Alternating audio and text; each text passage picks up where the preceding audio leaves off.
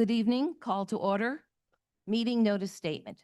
Adequate notice of this meeting of the Berkeley Heights Board of Education was given as required by the Open Public Meetings Act as follows. On January 9th, 2025, notice of the Board of Education meeting schedule was sent to the Star Ledger and the Courier News and was also provided to all schools, PTO presidents, a BHEA president, and posted at the administration building. A copy was also provided to the public library and filed with the municipal clerk. Madam Secretary, may we have a roll call, please?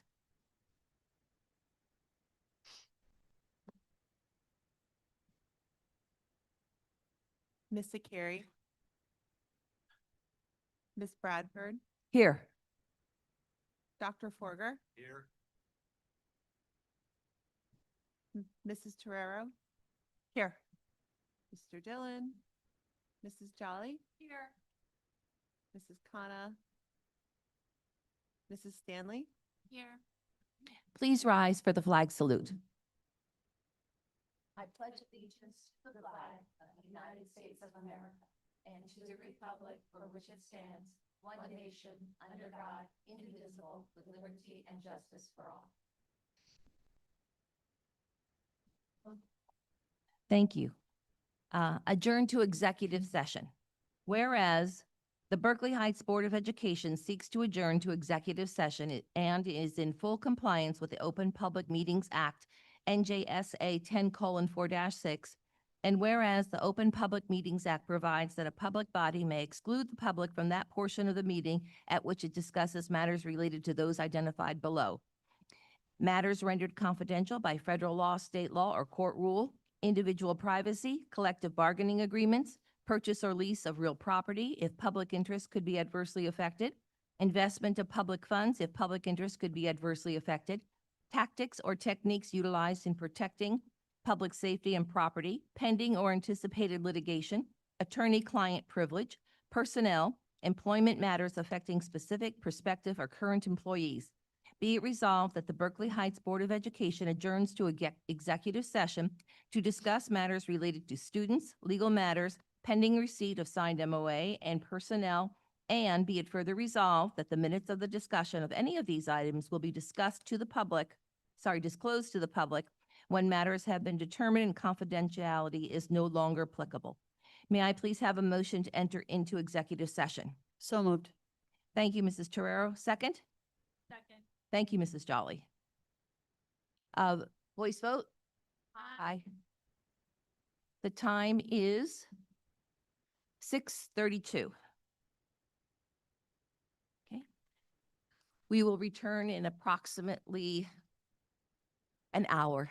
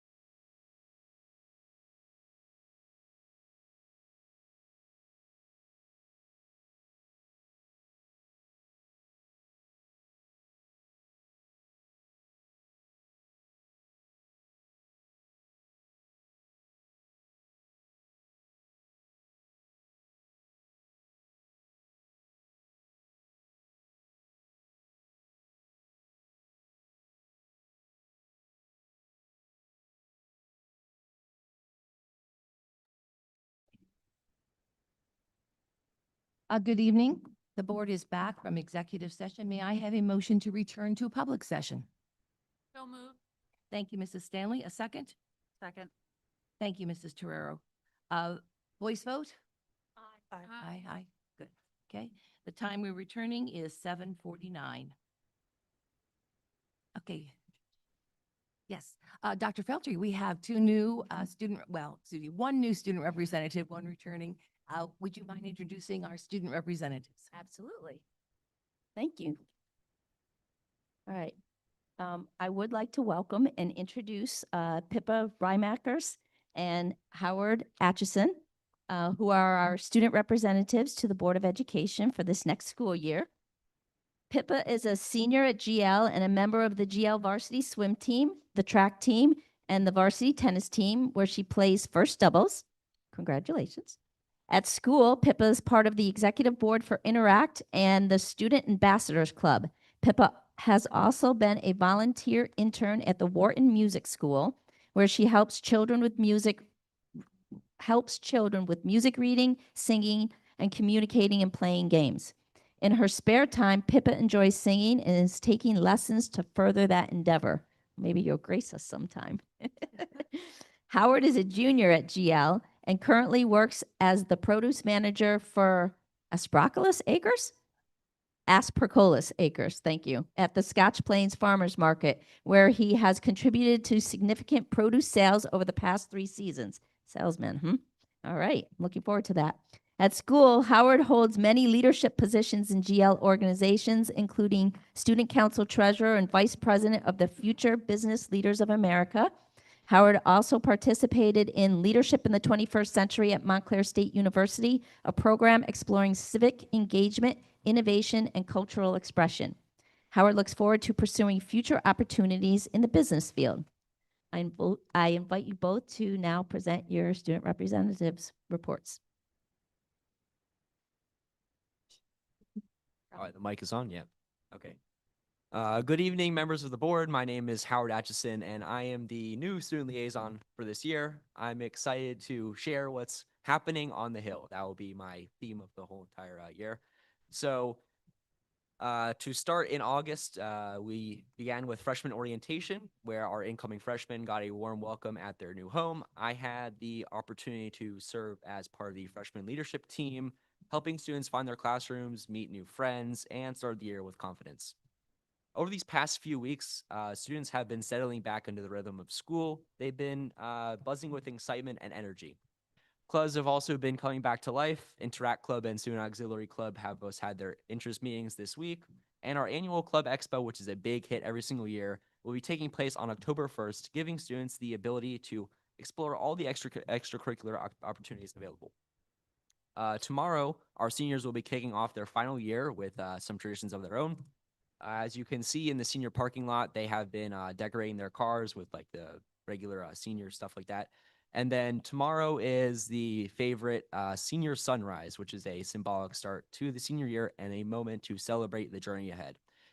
Looking forward, the back to school night is coming up on September 25th, where parents and guardians will have the opportunity to meet with their teachers and learn about what's happening in the classrooms. Finally, next Friday marks our first pep rally of the year, which is a favorite tradition at GL that brings the whole school together and will show spirit and build excitement for Friday Night Lights, which Pippa will address a little bit. So thank you so much. Hello, everyone. It's great to see you all again for the 2025 to 2026 school year. The incoming school year also presents our new junior year representative, Howard, and I'm looking forward to working with him together. We also are on Interact Club together, so we are familiar with each other. Although it's only September, the sports season is already in full swing. For fall sports, we currently have girls and boys soccer, girls field hockey, girls tennis, girls volleyball, and cross country. There have already been many achievements across all teams, and I'm going to share a couple. GL varsity volleyball started their season opener with a 2-0 win at Chatham and also won in 2 sets against Union Catholic yesterday. Although not directly related to cross country, Tyler Weissman won the New York Road Runners Back to School mile race with a PR of 4:34. And in case you're not familiar with track, that is very good. He is also a member of the Garden State Track Club Junior Elite Program and participates in cross country and the other track season. So a huge congratulations for him for this achievement.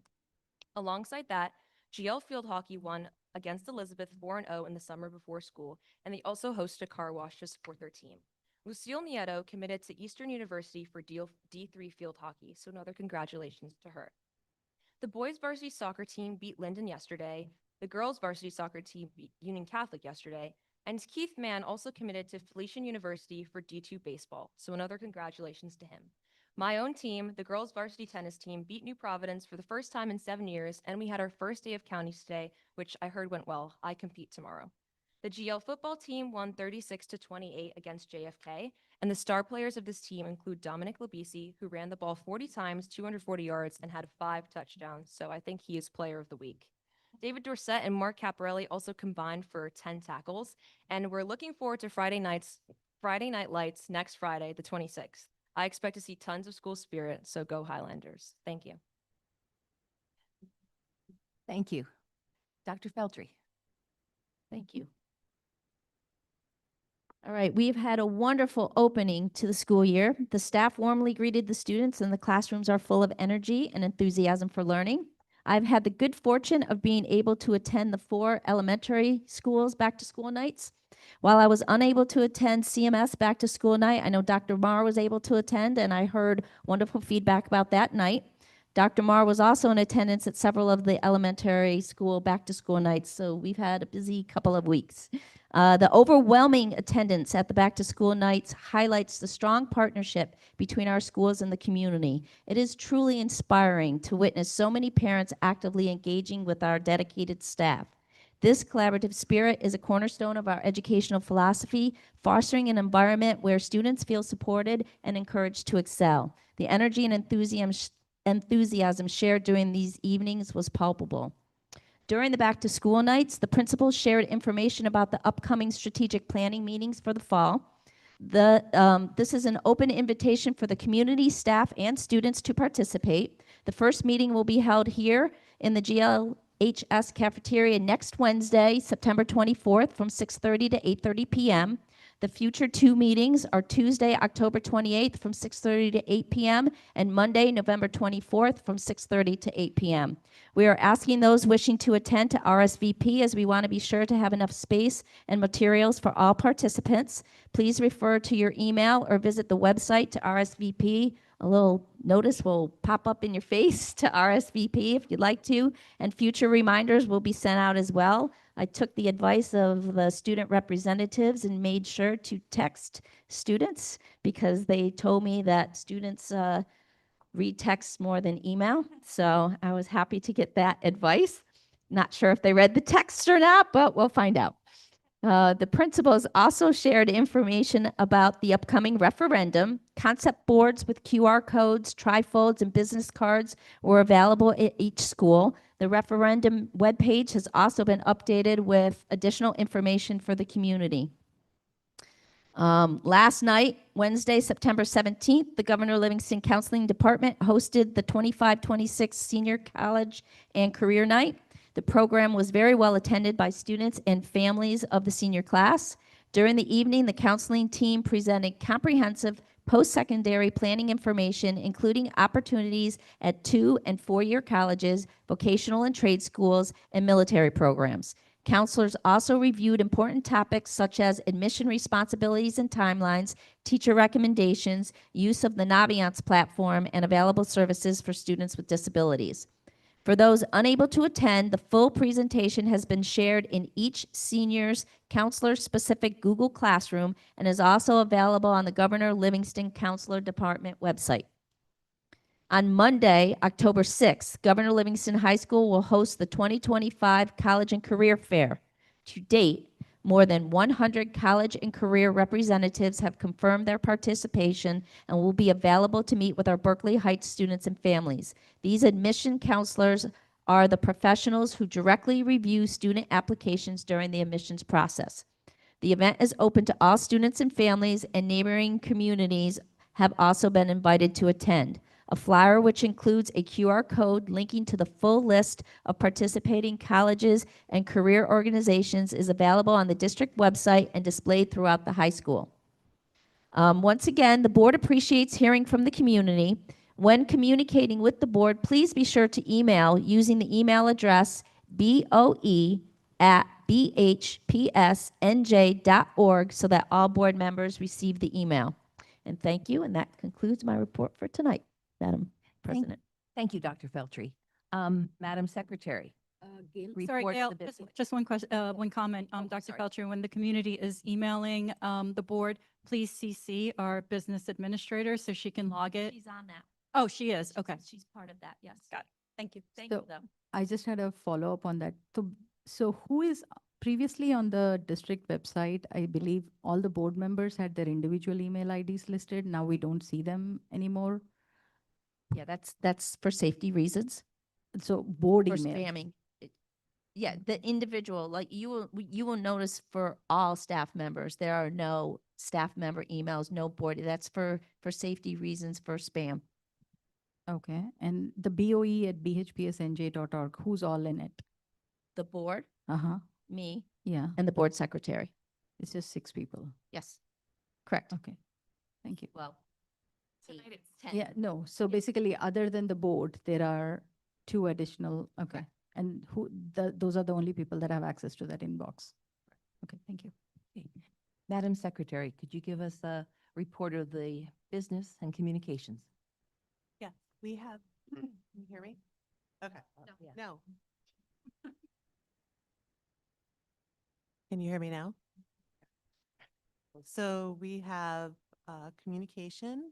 It's an email, Lower Columbia project date from Deborah Bernarin and the response from Natasha Jolly, sorry.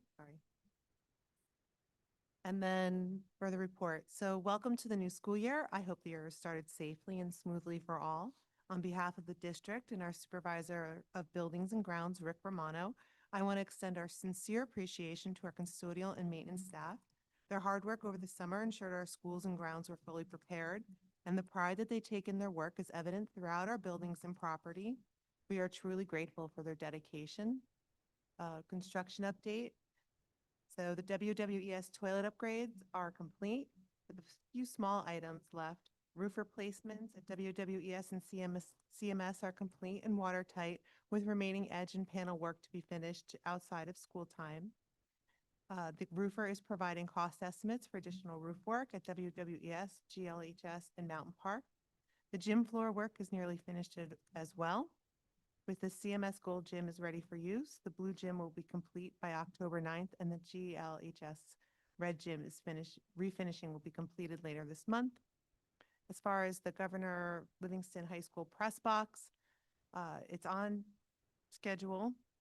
The old press box has been demolished, permits are being coordinated, and foundations are beginning this week. Delivery of the new press box is planned for late October. The district is coordinating temporary power, fencing, and rail adjustments as part of the project. Transportation, on behalf of the Business Office and Transportation Department, I'd like to thank our families, community members, and staff for their patience, feedback, and understanding during these first few days of the school year as we work through the usual transportation bumps that come with the new year. Your support and cooperation have made all the difference, and it's truly appreciated. And then finally, an audit update. So Supley, Clooney and Company remain on track to complete the annual comprehensive financial report by the required deadline. The GASB 75 reports have not yet been released. However, the Division of Pensions has indicated that they should be available soon. The compensated absences report has been received and will be reviewed as part of the audit process. And in addition, we are still waiting for the state's release of the on behalf numbers, which will also be incorporated once available. Thank you. Okay, thank you very much.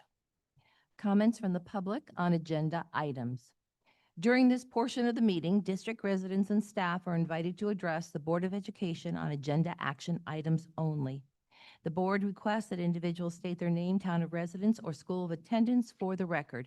Reminder to online, if you want to be unmuted and heard, please have your first and last name visible. All comments should be directed to the board president, and depending upon the nature and complexity of the question, it may or may not be answered during the meeting by the administration. If so, the response would occur after the public portion of this meeting has concluded. Although the board may not respond to all items raised during the public forum, all public comments will be considered. The board asks that members of the public be courteous and mindful of the rights of other individuals when speaking. Specifically, comments regarding personnel matters are discouraged and cannot be responded to by the board. Students and employees have specific legal rights afforded by the laws of New Jersey. The board bears no responsibility, nor will it be liable for any comments made by members of the public. Please note that if any member of the public becomes disruptive during the meeting, the board president may terminate the participant's statement. Continued disruptions may result in removal from or adjournment of the meeting. Each speaker's statement will be limited to 3 minutes in duration. Is there anyone in person who would like to make a comment on agenda items only? I see no one. I see no one online also. Is that correct? Correct. Okay. Moving on. May I have a motion, please, for Resolution A in minutes, all board members? So moved. Thank you. That was Mrs. Jolly. Oh, Mrs. Torero, thank you. And second? I'll second. Thank you, Mrs. Jolly. Okay. All right. Let's move on to roll call vote. Ms. Zakiri, Yes. Dr. Borger, Yes. Mrs. Torero, Yes. Mrs. Jolly, Yes. Mrs. Stanley, Yes. Ms. Bradford, Yes. Moving on to finance, resolutions A through N, all board members, resolution O, Berkeley Heights only. May I have a motion to move that forward? So moved. Thank you, Mrs. Jolly. Second? Deb seconded. I'm sorry, it goes to P, sorry, on our new one. Yes. Okay. May I please have, call upon the chairperson of the Finance and Facilities Committee to report to all board members. Yes, you may call. Thank you, Dr. Forger. All right. We met September 5th. I think September 5th. We talked about the impact of the township decision about turf at CMS. The Township Recreation Department gave up on the idea of artificial turf. The field at Lower Columbia Field, gave up on the idea of artificial turf at Lower Columbia Field, citing a high probability of lack of NJDEP approval, as it is wetlands, probable wetlands. It would have been nice to know about this concern prior to the contract negotiations. Shared service agreement. We talked about the shared service agreement for vehicle maintenance. This would be done by the Township of Berkeley Heights, so we would continue to pay for premium gas for vehicles that take regular gas. The agreement is on for approval tonight.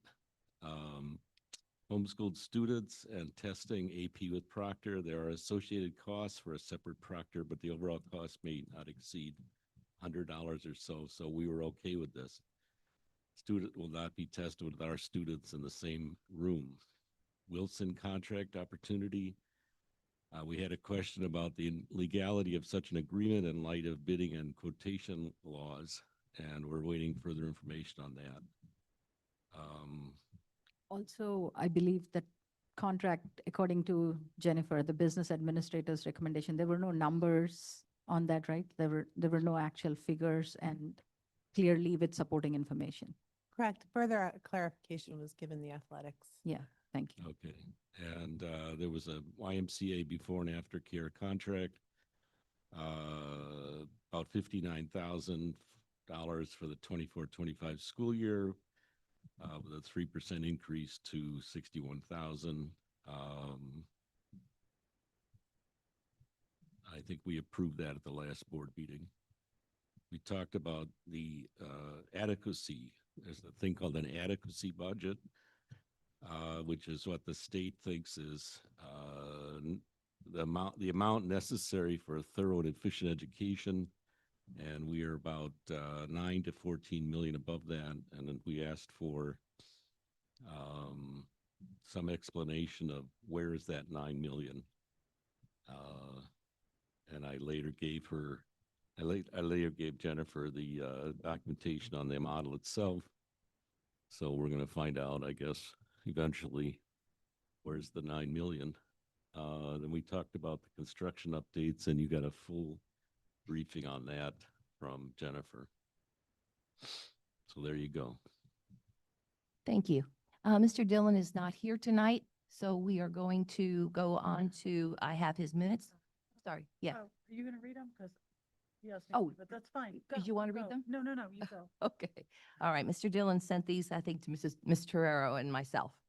The meeting was held on 9/17 at 3 p.m. Topics were the press box update, demolition is complete and came in under budget. The new press box installation will be delayed after facing permitting delays. New target date is late October. Demo crew was able to remove some of the debris the county dumped on GL land up by the old tennis courts. The Wilson Evo Shield baseball contract that Dr. Forger was just talking about, this company is asking for exclusive rights to partner with GL Baseball because of our outstanding season last year for equipment and apparel sales. Since this is outside of the school-issued uniforms and gear, the committee has asked that this request be redirected to the GL Booster Club. Communication. All non-GL students at UCVTS mainly are set up now to receive all athletic and club-related communications through the Google Classroom. And thank you very much to Mr. Marks. Girls Flag Football Committee remains supportive of this initiative. The athletic director is awaiting an official proposal from the interested parent group, which will be reviewed and presented as soon as it is received. And for Friday Night Lights and Saturday Night Lights, we encourage all Berkeley Heights and Mountainside School District residents to come out to the GL Turf Field for Friday Night Lights and Saturday Night Lights on September 26th and September 27th. Some late cancellations have Saturday's schedule and opponents in limbo right now. But for the athletic department is now working on alternative plans. Are there any questions on committee reports or anything under the finance and facilities resolutions? Yes, so I have a question for the Evo contract with the baseball team. So are they asking, like, what is the nature of it? Do they want, like, given that the team did so well, right, last year, do they want to pay us to wear their stuff or like, No. or they just want us to buy from them? No, they're going to do a little fundraising based on the success of the GL baseball team, but any fundraising that would do would be for the booster club, and they would get 20% of that, but it has nothing to do with the district. Right, okay. And so then I do have a discussion topic. So we, in finance, right? So we see a couple of check numbers, right, that I kind of want to talk about. Since I've kind of, voted against them, voted them down in prior sessions. So I'll speak about two of them because they relate to the Bush Law Firm. Which is no longer our right. Right. They're no longer contracted with us, but they were our, I guess, Oprah attorney. We had a dedicated Oprah attorney in the prior fiscal year. Correct, because they were the least expensive. They were the alternate Right, board right. attorney. Yeah. Okay, so our former BA, as we know, used to send all Oprah requests to the attorneys. On November 21st of last year, he, in an email to some board members and administrators, he stated, legally, each request must be reviewed by our attorney before it can be released to ensure compliance with applicable laws. What may be appropriate for one requester may not necessarily apply to another, as each Oprah may involve different circumstances. So then I guess the question for Bush would have been, how does a law firm determine what's appropriate for me versus another requester? But that's later on. January 7th meeting, so starting in January 7th, 2025, we had the following exchange with Mr. Disler. I asked whether it was a legal requirement, as AJ had stated, that each Oprah needs to be reviewed by attorneys. Mr. Disler confirmed it was not a legal requirement. I also asked, when an Oprah request is fulfilled, does it mean that the Oprah material, that response, is now a matter of public record to all? Mr. Disler said yes, with a couple of caveats. The caveats being an Oprah a parent might have for their students' records, or an Oprah that an employee might have for their employment records. So I'm holding out the Bush bills, not because of all the individual Oprahs that were sent, but particularly because, like, they did the work because they were asked. But I'm holding out the bills because of the Oprah requests. You know, in the past, we used to actually publish Oprahs on on our website. If you go back and look at our website, we have Oprah responses from 22, 23. But now, all of a sudden, we have to pay attorneys to essentially review the work that they've already done in releasing those documents. So, and Dr. Feltry, I know even as today, you said, well, this is what was done in the past, you know, we can't ask him. I have been speaking to you about it since the very beginning. And so those answers could have been, you know, received from Bush or from AJ, you know, prior to today. So just to give you an example of what I'm talking about, there was an Oprah request April 2nd for requests from January through March that cost $1,400, so $1,480. So this was somebody Oprahing the responses for previous Oprah requests for 3 months. There was also a charge related to an email back in January that Mrs. Akiri had sent requesting AJ to send her the materials that were provided via Oprah. She did not send it to the Oprah mailbox. She did not provide the required attestations. There was no mention that this is an Oprah request, yet this was sent to the attorneys, and I don't know on what basis the attorneys determined that this was an Oprah request. Again, because legally you have to provide certain attestations. So 1 second, Pam. So anyway, so that was, and that cost $1,850. From from January through May 16th, we've been billed $12,173 for Oprah work, of which $3,300 was related to Oprah requests. Again, this is based on my estimates. So that's why I wanted to, you know, and that's my rationale, because we still have not gotten, and I've asked since the beginning of the year while Bush was still employed, what is the legal basis of re-reviewing and, you know, the Oprah requests that they previously vetted and where the documents were released to the public. And none of those Oprah requests were related to personnel records or child student records. Then I know that in the past, you know, Pam said, like, and others have said that, you know, AJ did the fiscally responsible thing by sending every Oprah request to a lower price law firm, but he wasn't legally required to do it. But just to give you an example of the money that we wasted, September 9th, I had to Oprah an email that was shared with TAP regarding unpaid bills. Gail, you were on that email. AJ was on that email. I asked for that email to be sent to me for 3 days. No one did anything. So I had to Oprah that. So that Oprah cost $481. Curriculum committee meeting minutes for May and June 2024 cost $888. But right now we actually publish minutes. So I don't know why that was needed. So it was not fiscally responsible. But anyway, getting back to the Bush bills, my concern is with the Oprah charges. Thank you. Is there any other discussion items? Mrs. Stanley? So one, right, like I think you took a statement of mine in particular and you made it your own version of it, but that was not actually what was stated by me. But excuse me. But I actually have a bigger question is I think that this opens us up to legal liability by discussing this in public, some of this. I think there was a couple statements made that could be used against us because we do owe them money. Because I didn't hear anything in that statement that says that we don't owe Bush the money that they are charging us. And so I think it opens us up to legal, right? Because they can use this session Thank you. if they do decide to sue us for not paying the bills. Can we ask our board attorney about that? So if you're going to ask, I have a follow-up Excuse on me, that. Yeah. yes. No, When Mr. Disler's done. yeah. Is- So there are two parts. When Mrs. Disler's done. Thank you. Yeah. If the question is in a lawsuit, what is said in this room can be used both for and against the board, right? The answer is there's no question, right? So if the board has any concern of what they may say, could be detrimentally relied upon. And I always want to bring up the view of one board member does not represent the view or position of the full board.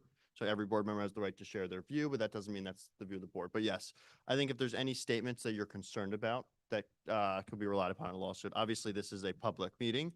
We can see there that it's being streamed and obviously recorded. So certainly every board member should be wary of that possibility.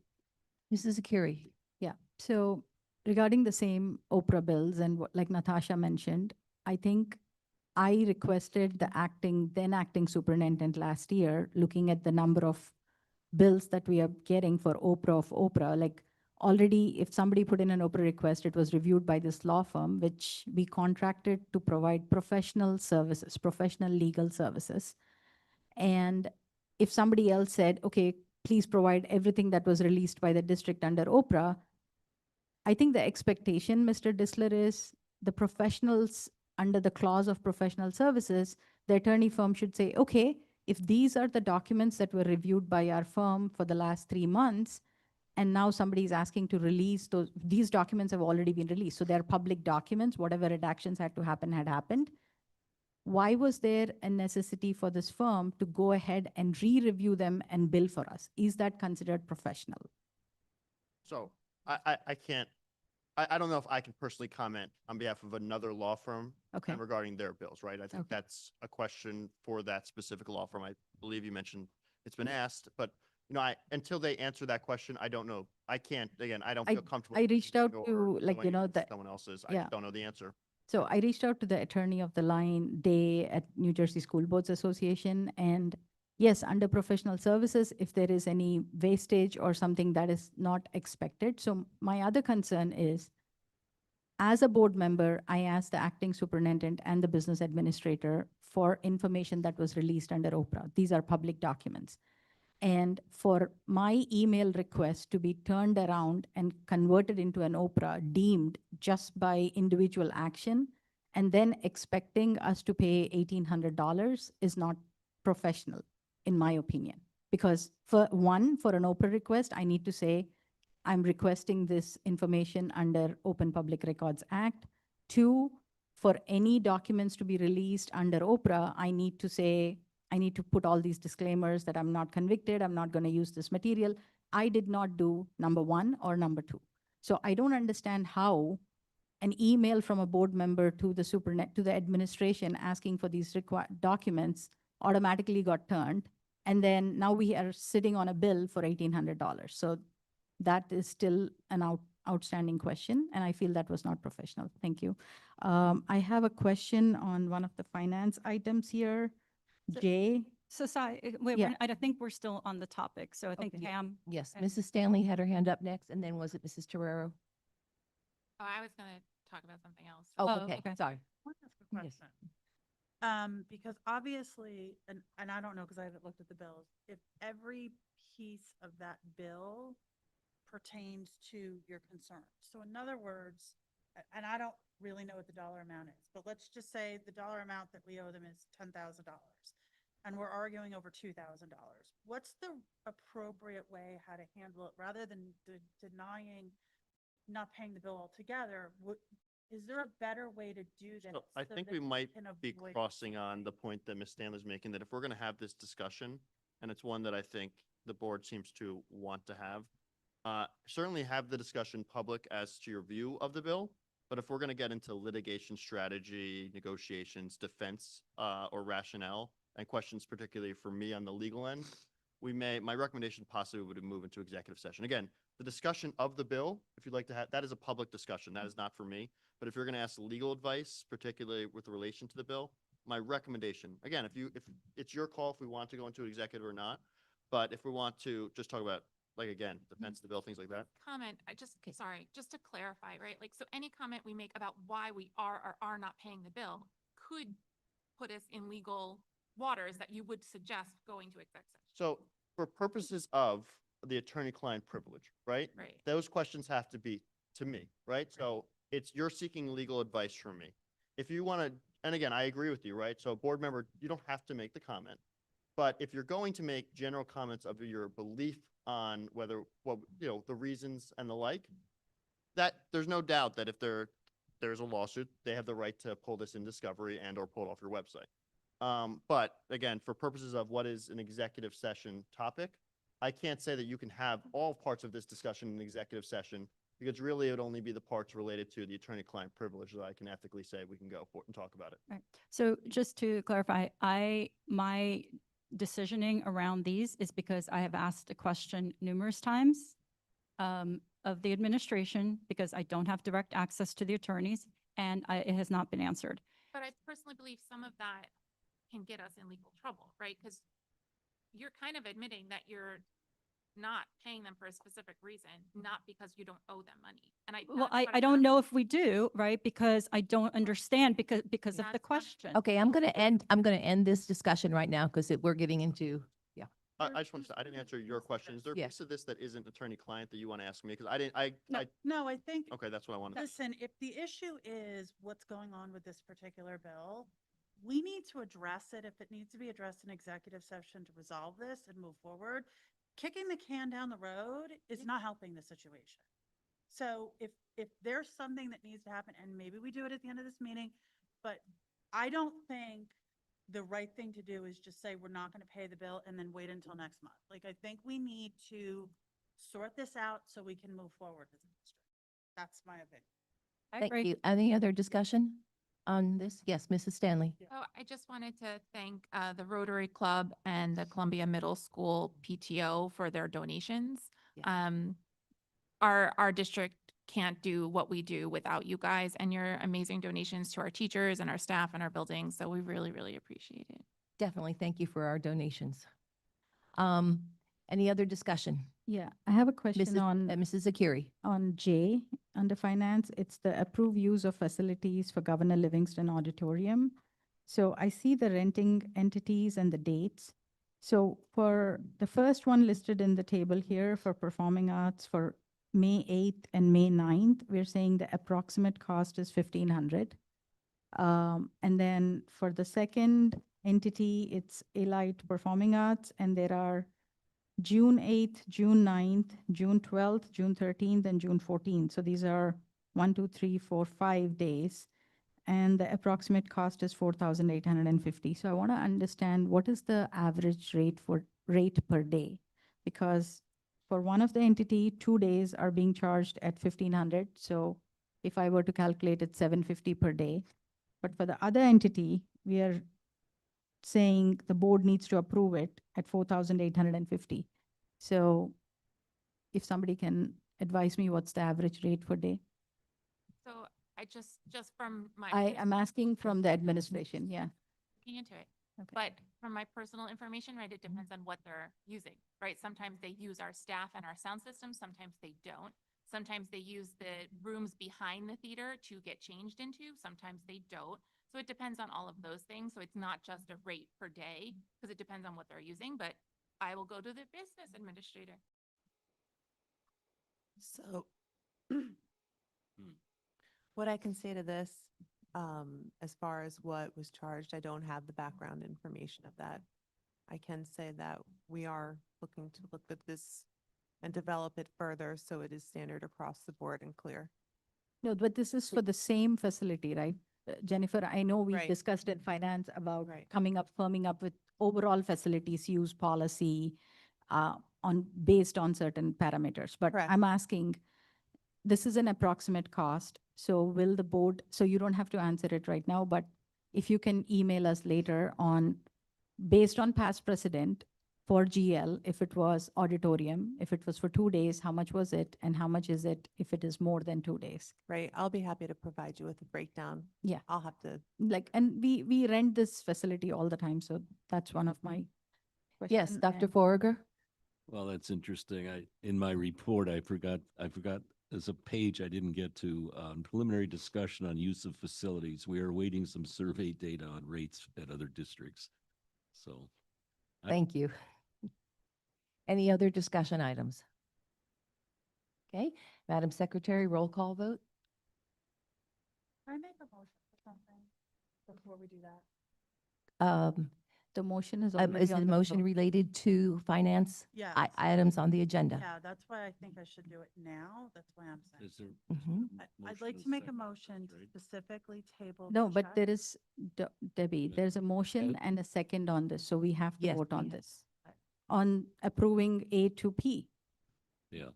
If you had to move, But It's If within- you would let her finish, please. It's, let her. it's, No, no. it's specifically related to A through P. But I don't think that's in the best interest, actually, because of the emails that have been going back and forth, that they do need to be voted on by the board because legally, right, they know that the county, right, so tabling them is not gonna be to our Well- benefit, but if you do want to do an exec session after. Well, that's what, I don't think we should vote specifically on this yet and go into an exec session. But I think I don't have the right tabling with them better would go against what Union County's advice is. We voted on these bills before, so Yeah. it's nothing new. Right. Okay, well then, can we make a motion to go, it doesn't have to be now, we can do it at the end of the meeting, to go back into exec session to specifically discuss it. Does everyone have all the information needed for that? I don't have the information needed. so, but that's a I- separate, Debbie, not to be respectfully, right? There is a motion and there is a second. So we need to vote on what's been motioned and seconded. And then you have your opportunity to Okay, do fine, whatever we'll you vote want to do. later. Yeah. Actually not true, but I can ask Mr. Disler, so there is a motion on the floor In a to second. approve A to P, the finance section, and it was already seconded. Now, if a board member wants to make another motion, don't we first have to vote on A? Depends on the motion, I believe. Again, I don't know what the motion is, Yeah, so that's what it. no, but if it's Mo- the mo, The motion is to approve A through P. But I don't know what. No, my motion is basically to go back into an exec session. It doesn't need to be now, it can be at the end of the meeting, to specifically so that the board can actually discuss a little more in detail what some of these concerns are in private, if you're saying that we shouldn't be doing it public. So if it's just a motion to go into executive session at the end of the meeting, I think we can, again, that's a little different than a secondary motion, like I was thinking maybe like a table or the like. But just that motion, I would vote on this, make your impression, make your statement So you known that just know that was what that's you what I want to do. Yes, and then you can vote on this, and then you can make the motion following this. Because I don't think you Okay. make, if it was a motion to go into executive session right now, I- it's a little different, but, I don't want to make the public wait. so then, just, I think you met your intention known, and then you can move, add it to the agenda, go into executive session at the end. Okay, thank you. Madam Secretary, roll call vote for finance. Okay, Mrs. Akiri? I'm a no on A for payment and payroll and bills on check numbers 212-340, 212-438, 212-756, 212-630. And I'm also a no on C and yes to the rest. Dr. Forger? I'm on A, I'm a no on checks 212-340, 212-438, 212-756, and no on 212-630. Yes on the other checks and payroll, and yes on B through P. Yes on, can you repeat that? Did you say The- B as in boy through P as in B, Peter? P, the last one is P, right? Correct. So yes on all the others, B through the end. Mrs. Torero? Yes. Mrs. Jolly? Yes to all except check number 212340, 212438, 212756, and 212630.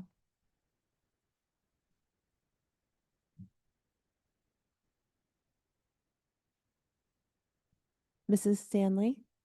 yes to all. Ms. Bradford? Yes to all.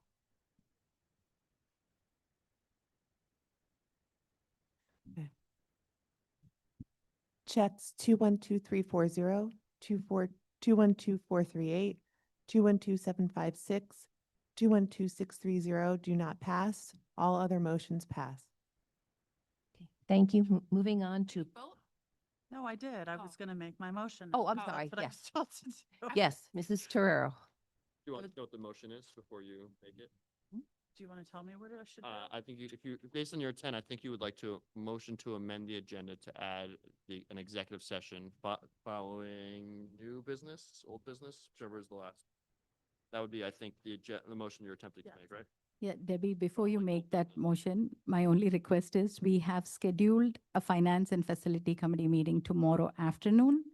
and I believe we have already invited the architect to be there. So as it is, our meetings go till 12. So if our meetings were running until 11:30 or 12, we were canceling the next day's meeting because of the time, and then we need to review the documents and go prepared to that meeting. So if it is going to be after the meeting, which is 11:30 or 12, which is what we normally end up with, my only request is, let's just advertise it and do it for put it on the exec session for next meeting, because I personally can't be asked. It's a volunteer role, I agree, and I'm here till 12:30, and I'm expected to be tomorrow afternoon from 12:30 to, whatever, 1 to, I think it's 2 to 4 or whatever. So my only request is, I have to go to work early tomorrow morning. I don't think, and also if I were to have a meaningful discussion about these bills, we don't have them here. Natasha went and reviewed them. I saw them previously. I don't have my notes here on which ones that we are questioning. I know if your exercise is to basically say, hey, we owe them $10,000. Let's see which ones are problematic. We don't have any of that information. So we'll be talking based off of our memory. So I don't think it will be a productive executive session when we do not have the bills here or the highlighted information. That's my concern. But it might be worthwhile to discuss the course of action, Yeah, I think. how we proceed going forward and what let's at least information get a we do plan need. in place. That's really what it I'm is. sorry, I can't hear. Could you speak a little louder, Mrs. I Ferrero? just think we need to get a plan in place. And, Mhm. and listen, it's 8:30. So then maybe this is motivation for us to try to finish sooner so we can get to it. I love it. Okay, so I'm going to now I forgot what my motion was. To amend the agenda to add an executive session following Okay. Old business. So I make a motion to amend the agenda to go back into an executive session at the end of the meeting after new business. So we can have a discussion on legal matters. on legal matters. Okay, may I have a second on that? I'll second that. Is there any discussion on that? I agree with Mrs. Akiri. I don't have enough information to make a good decision on anything tonight. It's not For going to that. be decisioning. We need to have a plan of action, right? Aye. So if Mhm. write down the list of what information you require. I can give you a little bit further background on, and I think you were copied on all the emails that I've sent to Dr. Felcher regarding this matter. So, I saw that. so we can discuss what we're going to do going forward. Yeah. No think it's decision making can it be made about- in exec session anyway. Waiting and Correct. saying no is not helping. Like, Correct. we need to address it. Okay, a roll call vote?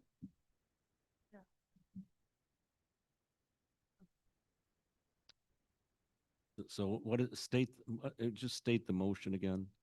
A motion to amend the agenda to executive session to discuss legal matters at the end of, After what? after, old business. After old business. Oh, after all this. And I, business.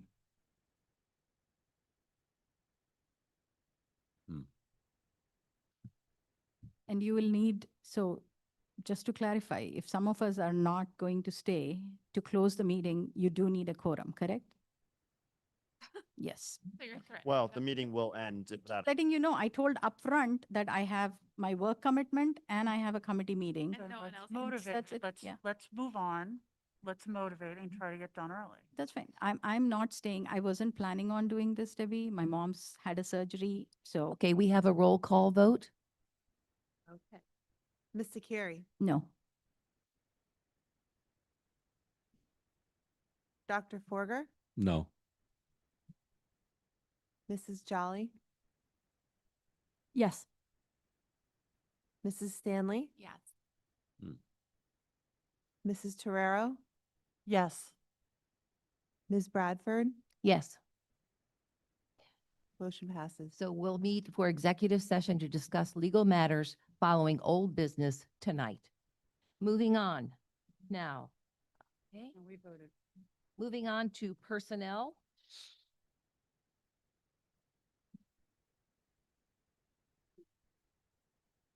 And may I ask the chairperson of personnel to, may I ask the chairperson of the Personnel Committee to give their report? Now, I know that that person is not here tonight, so would that be Mrs. Torero, who's going to be giving that? Oh, Mrs. Stanley, thank you. Excuse me, President Bradford, would you take a first and second motion prior to that? Prior to the. I apologize. Yes, may I have a motion to move personnel? Yes. Okay, yes, Mrs. Akiri, and a second, Second. Mrs. Jolly. Thank you. Personnel Committee, and that would be Mrs. Stanley. So the Personnel Committee met on September 10th at 9 a.m. We had one action item for tonight, which is the Dungeons and Dragons Club proposal. They are becoming a formal club. They have very minimal requests and are fundraising for most of their costs. We discussed the 2-year process they went through to establish this formal club. And they have approximately 22 members. We are excited to see them achieve their goal, and it's on the agenda for tonight. We also discussed the AP and honors physics classes. Unfortunately, we have 2 staff members out on medical leave. So we talked about the coverage that we are going to have. So for our honors classes, that teacher has a definitive date that they're coming back. So for the honors classes, until then, we are going to have a New Jersey certified AP physics teacher teach to the New Jersey Center for Teaching and Learning, NJCTL. And then that teacher will come back in November. Then for the AP classes, we discussed the eagerness of our staff to get involved, and we have 2 teachers covering the AP physics, and that way we completely cover our students. One of our big things is that we wanted to make sure that our teachers and our staff understand this unusual situation and that we support our students, because many of these students happen to be in their junior year, which we know is really important for grades. So we wanted to make sure that everybody understood that supporting the students and making sure that they were not, I don't want to say harmed, that's the wrong word, but that their grades were not affected by these changes.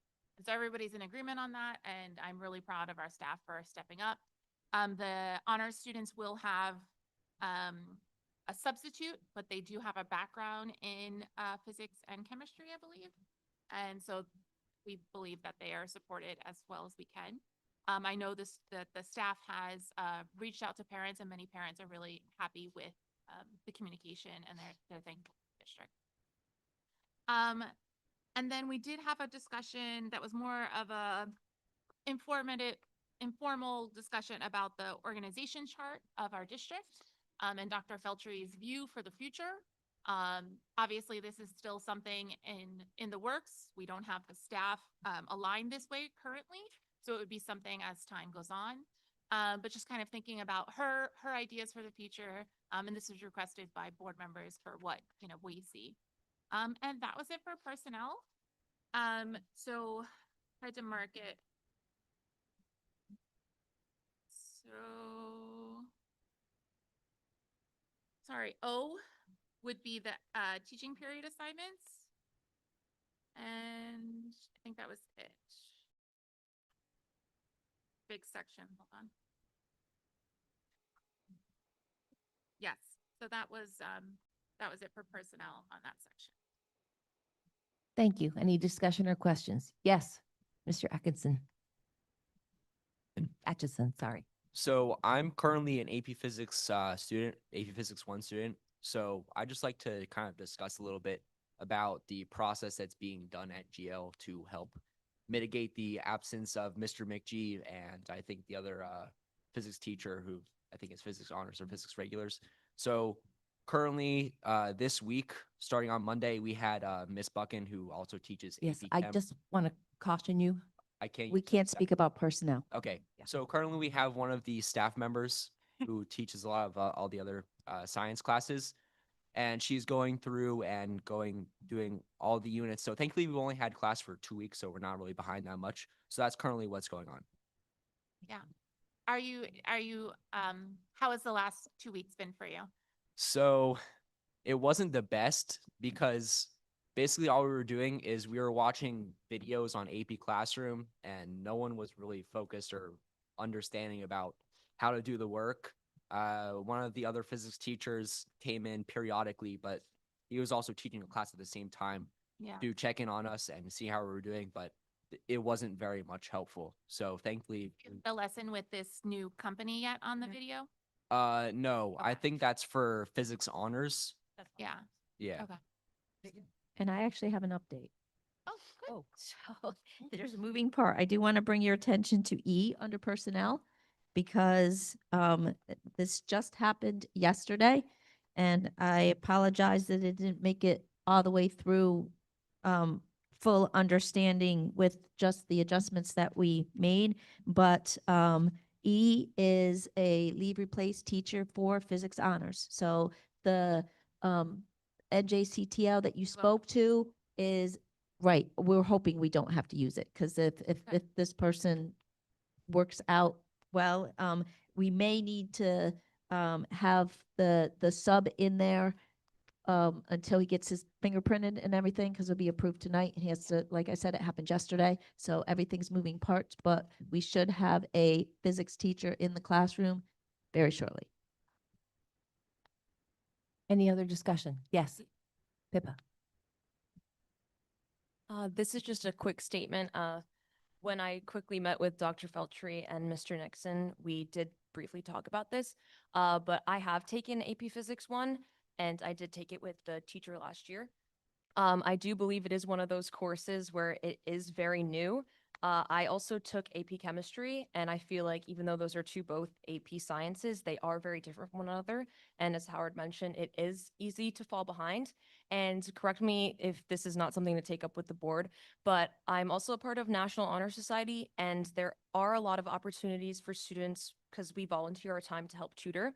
So if there's any way to spread the agenda for people to show up, because there are typically people, I think throughout the week, it should be in the morning during the IMC as well. So if people need help, there are plenty of seniors in my grade who have all taken AP Physics 1 and also physics honors. So I do know that people will be willing to help out on that scenario. And also typically with the tutoring, many people don't come.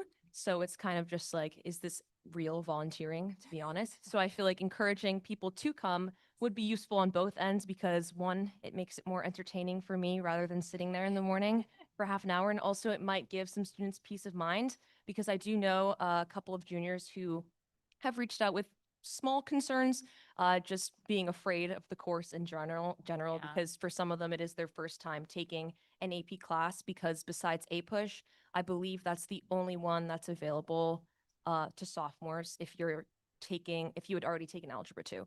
But I'm not sure if that's a direct concern with you, but if it Yeah. is, then maybe that is something that could be done. And I feel like many people would appreciate that, even though it's been 2 weeks. I know it hasn't been a month, but that's just something I wanted to add.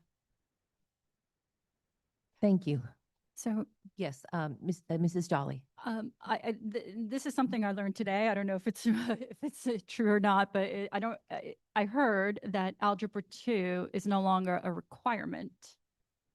So for physics, for AP Physics, but I'll double check. But I did want to, moving off the physics topic, for item J, Mr. Nixon, right? Just wanted to say congratulations to Mr. Nixon and his next step, being in a role for as long as he has been, it's totally understandable that, he might want to, progress his career in a different setting. So I want to thank him for his years of dedicated service to the district, for stepping in to be the acting superintendent when we really needed him, and all the best. Thank you. Yes, our best to Mr. Nixon. Yes, Mrs. Zakiri. Yeah, I'd like to echo the same sentiments as Natasha. It will be a huge loss for our district to lose Mr. Nixon. I think a lot of people just associate GL with Mr. Nixon, so he has really big shoes to fill.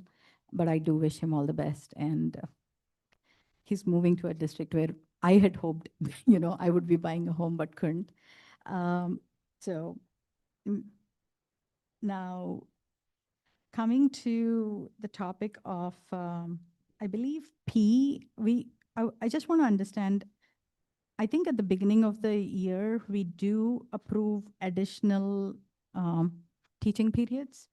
So this is approve extra teaching period assignments. So are these in addition to what we approved? Yes. Yeah, Yes. okay. So we do need additional teaching periods for chemistry honors, Yes. special education. Now in P, what's interesting is if you flip the page 14 to 15, there are some additional names and there are positions for AP, US History 1, AP. There is no dollar amount associated with them. So what is it that we are? Oh, it's the same 10.5. So everybody gets, so the Yeah. table is missing the Yeah, payment. the in- assignment should have read 10/6/25 through 11/21/25, and then that last column should say 10.5 prorated. Okay, so everybody's getting 10,500 Yes, for, that's according to contract. okay, 1, 2, 3, 4, 5, okay. Now, on the AP Physics, so there is an agenda to hire an agency also in addition to the replacement teacher? Yeah, it says if needed. Which one is that? E. E? No, E is the replacement teacher For finance. under finance. Oh, okay, we already approved. Professional contracted services. So that was for the Italian and for this. Correct. Yeah. Correct. So if we don't need, how will we get an update? Like when can we expect an update that, yes, we have approved the contract. So, and if we don't need them, are we contractually bound to let this agency know that, hey, you're not required, or will we be paying them the amount? No, we only pay them if we contract their services.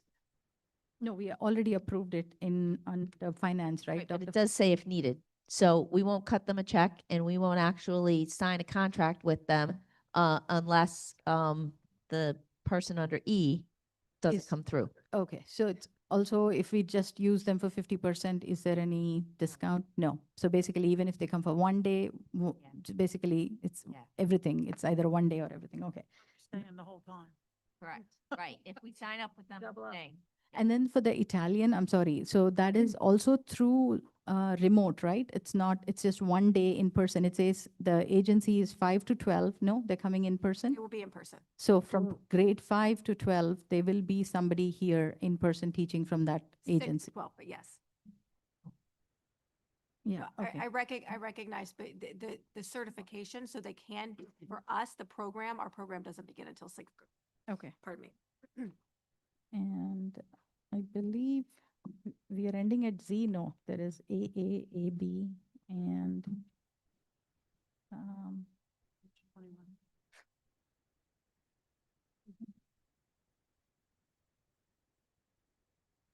one other. Any other discussion? Okay, we have a motion and a second under personnel, resolutions A through Q. All board members, resolutions R through AJ, to R, yes, Berkeley Heights only. No other discussion? We've heard the committee report. Madam Secretary, roll call vote? Mrs. Akiri, Yes to all. Dr. Forger, Yes to all. Mrs. Torero, Yes. Mrs. Jolly, Mrs. Stanley, Yes. Ms. Bradford, Yes. motion passed. Moving on to education, resolutions A, all board members, resolution B, Berkeley Heights only. May I have a motion to move these resolutions forward? A motion? Thank you, Mrs. Stanley. And a second? Second. Thank you, Mrs. Torero. Any curriculum committee report? May I have the chairperson? Thank you, Sure. Mrs. Jolly. Our meeting was held Friday, September 12th, and on the agenda were French textbooks. So the French teachers, they had researched textbooks and engaged with the vendor, received quotes, but unfortunately, this wasn't, there was an oversight and misstep, and it wasn't included in the budget. However, there is room in the budget for textbooks to be purchased for CMS, and this was discussed between Dr. Marr and the teachers, and everyone's on board. These textbooks were piloted with the 7th graders previously, so it'll allow for continuing education and for for the seventh graders to proceed with that curriculum. And then next year, the GL program will be evaluated for the appropriate amount of textbooks for the high school. We also talked about AP Physics 1, but since Pamela covered it through personnel, we don't need to discuss that. We talked about the metrics and the action steps and the metrics associated with the district goals that Dr. Felcher presented at the last meeting. Some committee members felt the metrics kind of fell short of measuring success. Part of the difficulty is that there is currently no baselines for some of these things. But however, Dr. Felcher, Dr. Marr agreed to kind of review some of the metrics to see if they can be, I guess, beefed up a little bit in terms of being measured in the measuring category. Okay. There was some discussion about a case that may have implications for the district. There's currently no NJDOE guidance on that, and the district will continue to monitor. We spoke about declining enrollment and out-of-district placement. There is a planned survey that I believe Dr. Feltry had mentioned, but it wasn't discussed in the meeting. So this was to understand a survey to distribute to families to understand who chose not to attend GL, to understand, why, and so we can obviously use that data to drive improvements. We did discuss criteria for out-of-district placement into our district. Mr. Moore and Mr. Rush joined the meeting. They explained the process of accepting out-of-district students and the procedures. Basically, the application of enrollment gets reviewed by everybody, by Special Services Department, all relevant personnel, to make sure that the district has the appropriate program for the student that's coming in. The review includes, but not limited to, input from building principal, nursing staff, counseling department, child study team, and any other personnel deemed appropriate. Student and parent and case manager from the potential sending district complete a tour and meet with the staff. If the programming meets the student's criteria, an acceptance of placement letter is issued. The district also completes NJDOE notification of placement form to submission to the county office. We also discussed the benefits of accepting these students, allows us to run our program, exposes our kids to kids with different challenges, and benefits the general education kids. Should circumstances change, the district reserves the right to say we're no longer an appropriate environment for this student. We also discussed the use of paras and just understanding that paraprofessional one-on-one paras with the student are not always for kids with behavior issues. I have, thank you. Thank you, Madam Chair. And the textbooks you will for the French 7th and 8th grades are item B. I have just a quick, so as Mrs. part of the Berry. process, does the building principal or anybody interview these incoming students, or Everybody interviews this, oh, everybody. interviews the student?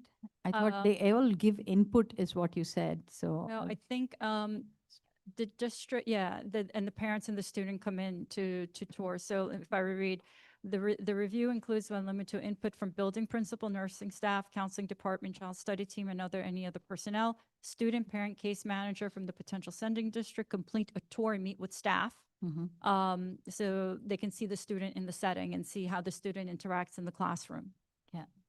Also on the enrollment data, so other than the survey, are we going to get any sort of like a report? Like, can you guys look into over the last 5 years or 10 years, what has been our? I think we have data for the last, we have 22, 23, 20. I thought we had enrollment data for like the last 3 years. I And think it this went year to- was pending. So I think what I showed you, the enrollment trends went all the way back to 2021, 2020, 2021. So Dr. Feltry, you remember my email? I was going back to the old emails, and there were some links in the emails linking us to enrollment data for the year or for that month. But when I go and click on those emails in the Berkeley Heights BHPSNJ email, the link says it's no longer working. So I did bring it to your attention, and I said, I'm only seeing 21 data, but then there are 2 or 3 years missing. You said somebody was working on streamlining it, but I haven't seen the the 3 years that were missing, send back to us. The Okay. I will 2022 follow up to, with, yeah. Mrs. Diva so that And, she can. and also, I want to ask you, I want to ask Mr. Disler, enrollment data is not private, right? So a lot of districts actually, after the board meeting, they do put it at the board meeting under the agenda. So why is it that our enrollment data for the last 5 years is like, even when a board member requests for it, it's like, it has to be through a Google link? Can we, is there something about it that cannot be made public? Are you asking just the number of students? No, I'm saying that, so every month, I think by law, we are expected to report the enrollment numbers at board meetings. And the district maintains a log, but it's not on our district website. And when a board member requests it, we get it through a link, not as an attachment. But I've seen other districts openly publish it as part of their board meeting agendas and on their district. And I am publishing it as part of the board member agendas. So starting last month. Because I can only do what I can No. do since I've been here. No. So I'm saying since last month you're publishing it, but prior to that it was included in the executive session. So I just want to ask Mr. Disler while he's here, if somebody wanted to see enrollment data that is maintained by the district from 2020 to 2025, can we publish it or not? Is it just the number of? Yeah, number of students in each school, Yeah. by each grade. There's nothing wrong with that. I mean, Yeah. that's public. I mean, someone could Oprah it and they could put it on their own website. And if the district so desired to put the numbers on their website, that's fine. It's public information. Yeah, so instead of an Oprah, if we wanted, so the whole idea of, Google Documents, and that's where I'm a little concerned, is like, it's out there, it's maintained by people, you can scan it and send it, or you can put it on our district website, because that is what I was looking at. And then when you do send a survey for, GL or who's not attending or alternatives, are we also going to look at, is it just the 9th grade, or are we going to look at declining enrollment in 10th, 11th, and 12th?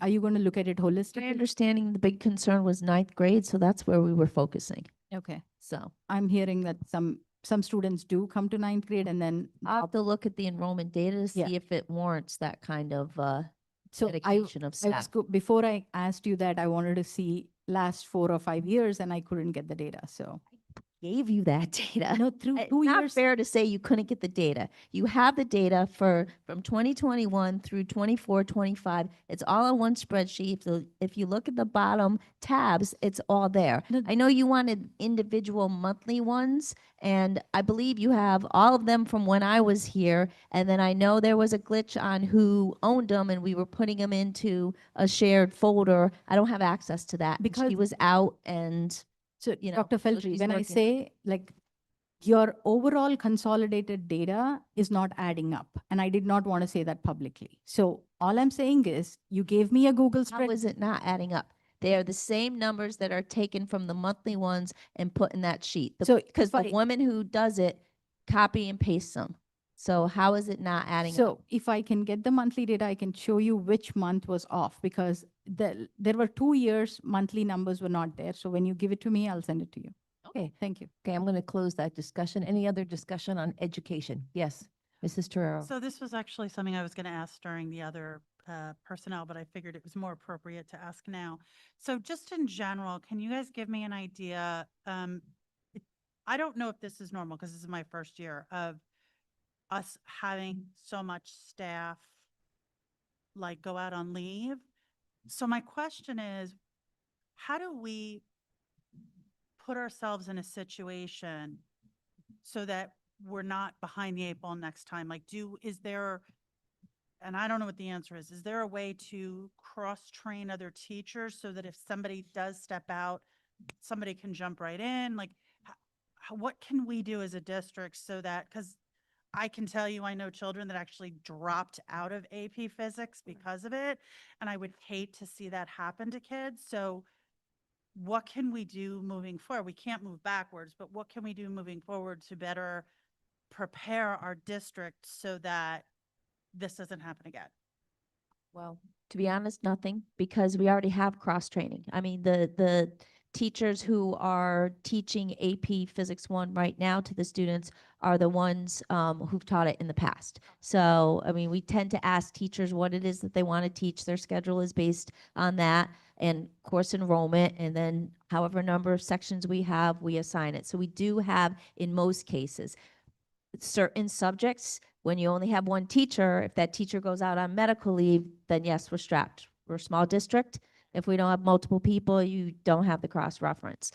In any department where we have multiple people, most of the time, there is crossover based on certification.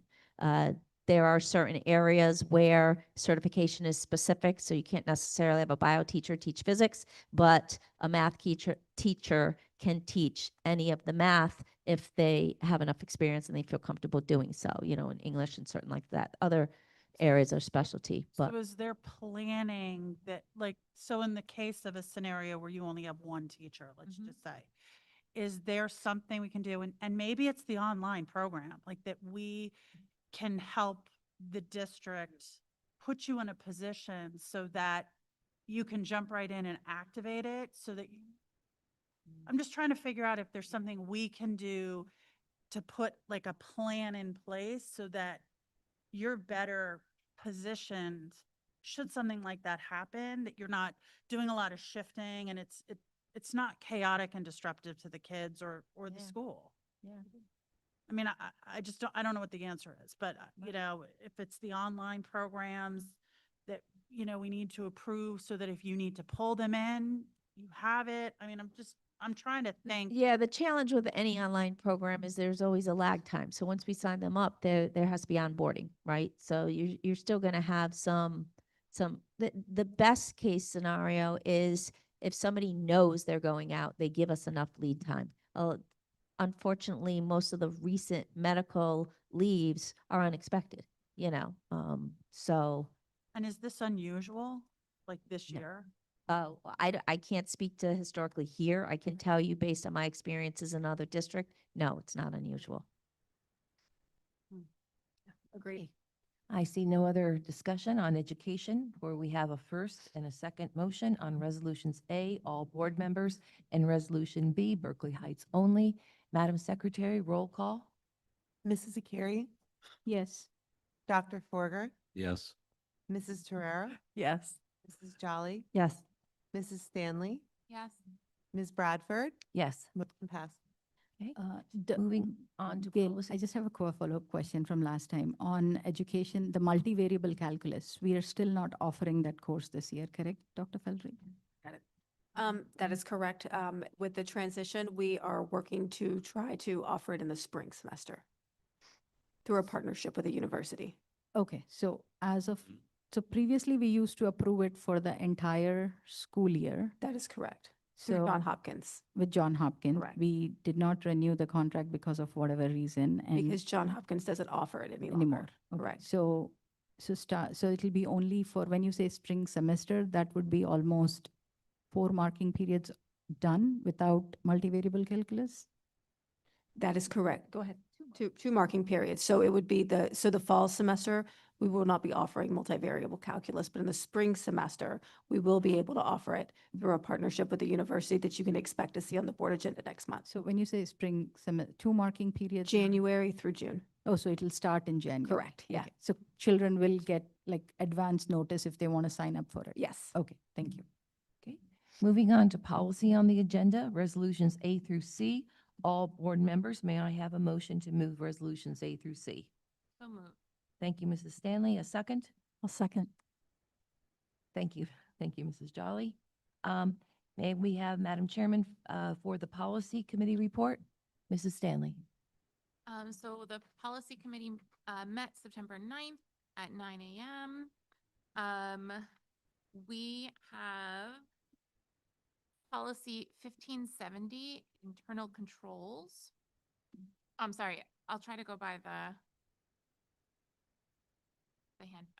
agenda. So if you look at policy 0174, this was voted down last meeting.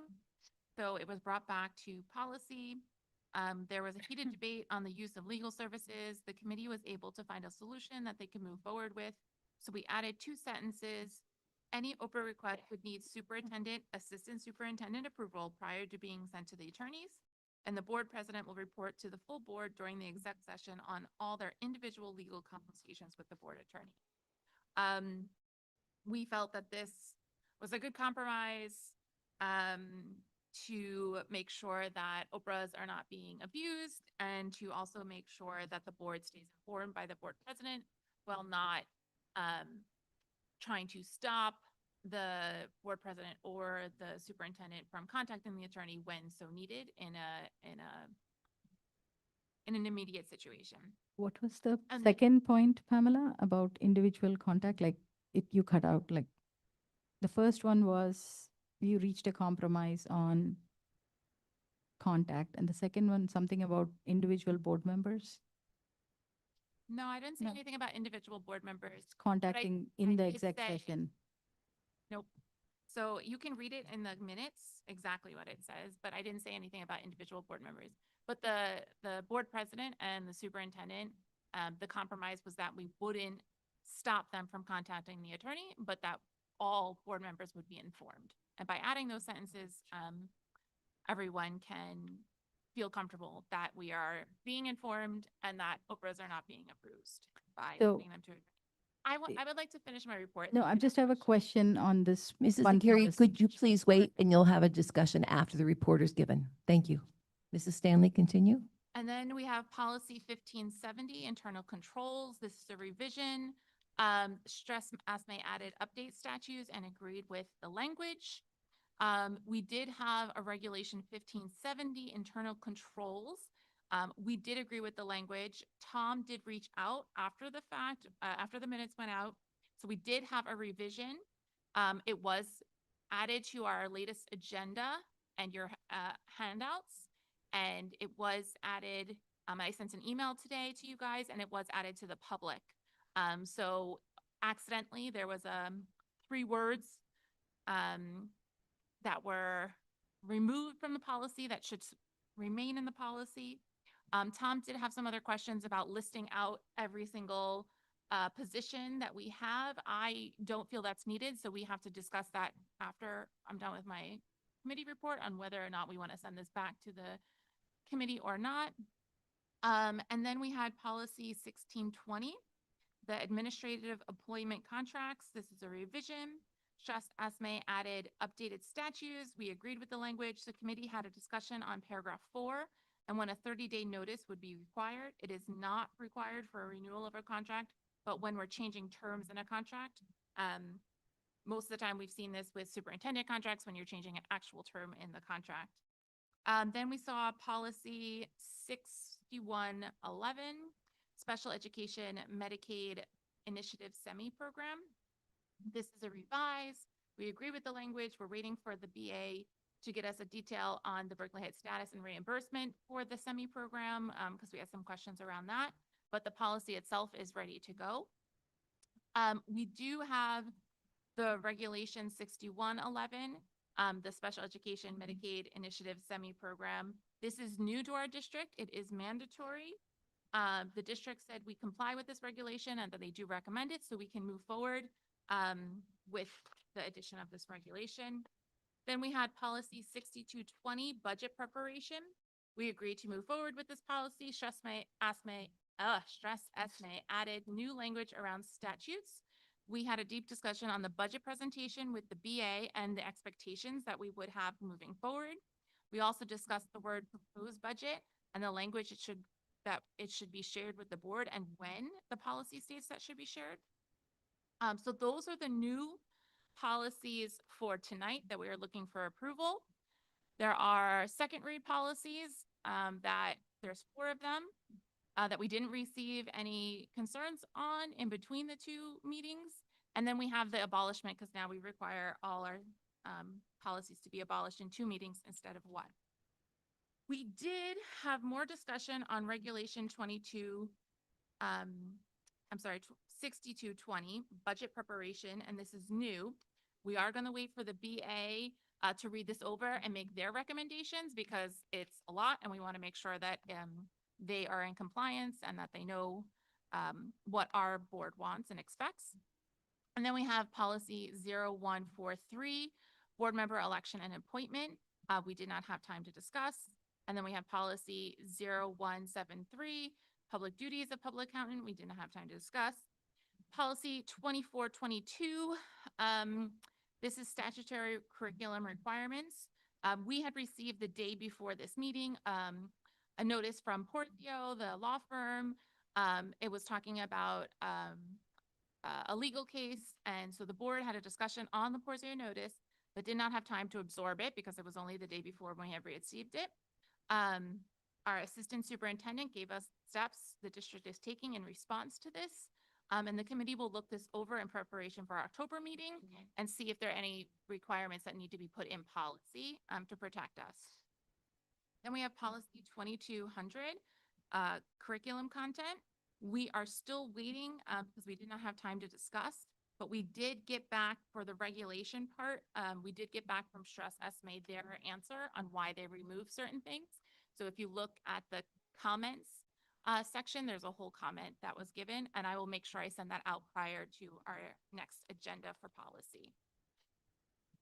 And then tonight, hopefully we have time to discuss in old business, policy 0155, which is board committees. Again, we're looking for everybody to give us feedback on that. And then we did not have time to follow up on policy 9160, that we were talking about fairness in seating at school functions. And then the finance committee would like to ask whether we would add AP testing for homeschoolers into a policy. So we do need to discuss that at our next meeting. So that is it for policy. Yeah. Thank you, Madam Chair. Any discussion? Mrs. Zakiri. So on policy 0174, legal services, you said that the compromise was if the board president or the superintendent make a contact with the attorney, they will keep the entire board informed. No, that's not what I said. Okay, So, and that's not what the policy says either. okay. So if you look at policy 0174, legal services, we added 2 sentences. In the minutes, you can read those 2 sentences. It says, any Oprah request would need superintendent, assistant superintendent approval prior to being sent to the attorneys, and the board president will report to the full board during the exec session on all their individual legal consultations with the board attorney. Because the 2 concerns were that Oprah requests were being sent to the attorney, and this legal services policy is all about trying to keep funds at a reasonable rate. And then the other one was, the concern was that we want to know when the board president does contact the attorney, but we didn't want to do so that would stop the board president from contacting the attorney when needed, but in a way that everybody would stay informed. And so I think this was a good compromise. We did have a really heated discussion on it, but I think it was a good compromise for us to move forward with this policy and make sure that we are putting the district's needs So first. how will the board president report it in exec? Will there be a log of dates and times and how long was the contact? Or is this just? That you wouldn't put in policy, right? That would be something that the board would request of the board president. So you should work with the board president on what you would like to see. But it wouldn't be in board policy. No, but when you, so so my question is, the policy, if you're just adding a sentence, it's pretty vague that the board president will come and give us an update on all individual contacts or consultations made.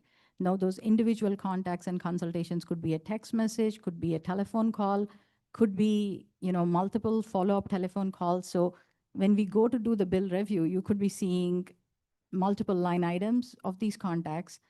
And that is what a professional services company, like the legal company, will do. So are we going to get a similar update, and will it be in exec, or is it going to be like, oh, I contacted the board attorney 10 times, or I contacted the board attorney 12 times? How is it going to be?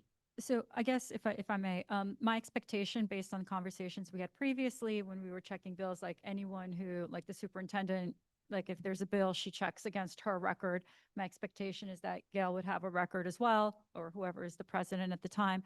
And the actual legal bills, at least based on what I've seen, do break it out. Though looking at the Porzio bills, not everybody puts like the time frame. Sometimes there's like a lot of numbers against a lot of interactions against one time number, but there are attorneys who put like in parentheses, like 0.4 hours under the one, line item. So it is clear.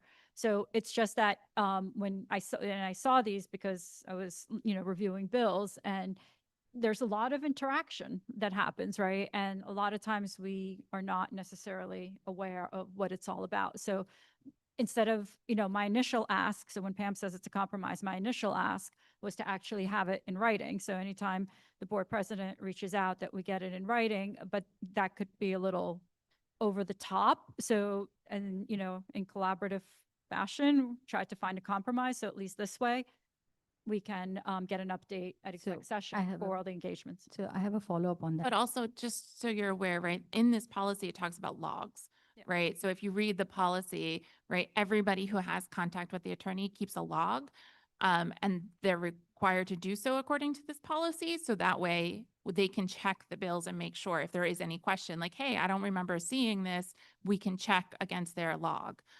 So that, hopefully that helps with your information, right? That they already keep these logs, and then it would just be that during exec session, the board president would have to then kind of let us know, like, okay, I did contact, them twice. These were what was discussed, and we move on. But a lot of this, it will be confidential. So one of the concerns was putting it in writing is maybe not in the best interest, because if it's confidential, and then two, right, like legally, we didn't want to add more cost to getting everything in writing. So this was the compromise, and I think it's a good one, because it gets the goal, right? The goal is to stay informed and, but not restrict.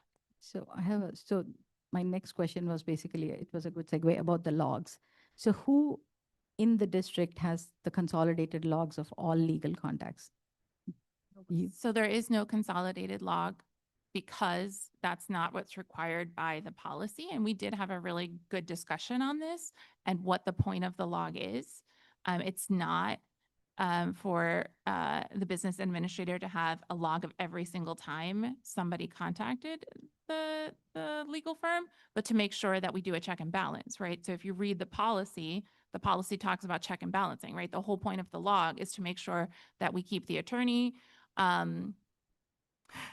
honest and that they are they are charging us for the hours that we actually spoke to them, right? Because that's the whole point of check and balance, right? And we're a public entity, so we're checking and balancing it, right? So when the business office gets the bill, right, they could send it to Gail and say, are these accurate? And she goes, yes, because she looks at her log, right?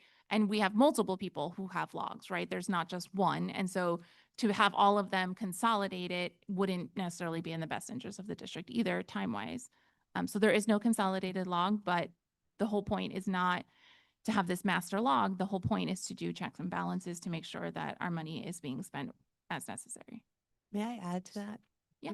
We've put a process in place in the business office this month where any attorney bills that come into our office are to be reviewed and initialed each line item so if it says that Jennifer Nicholson called the attorney regarding this, I'm going to take my pen, I'm going to write on the paper my initials to make sure that I'm verifying that that information is true.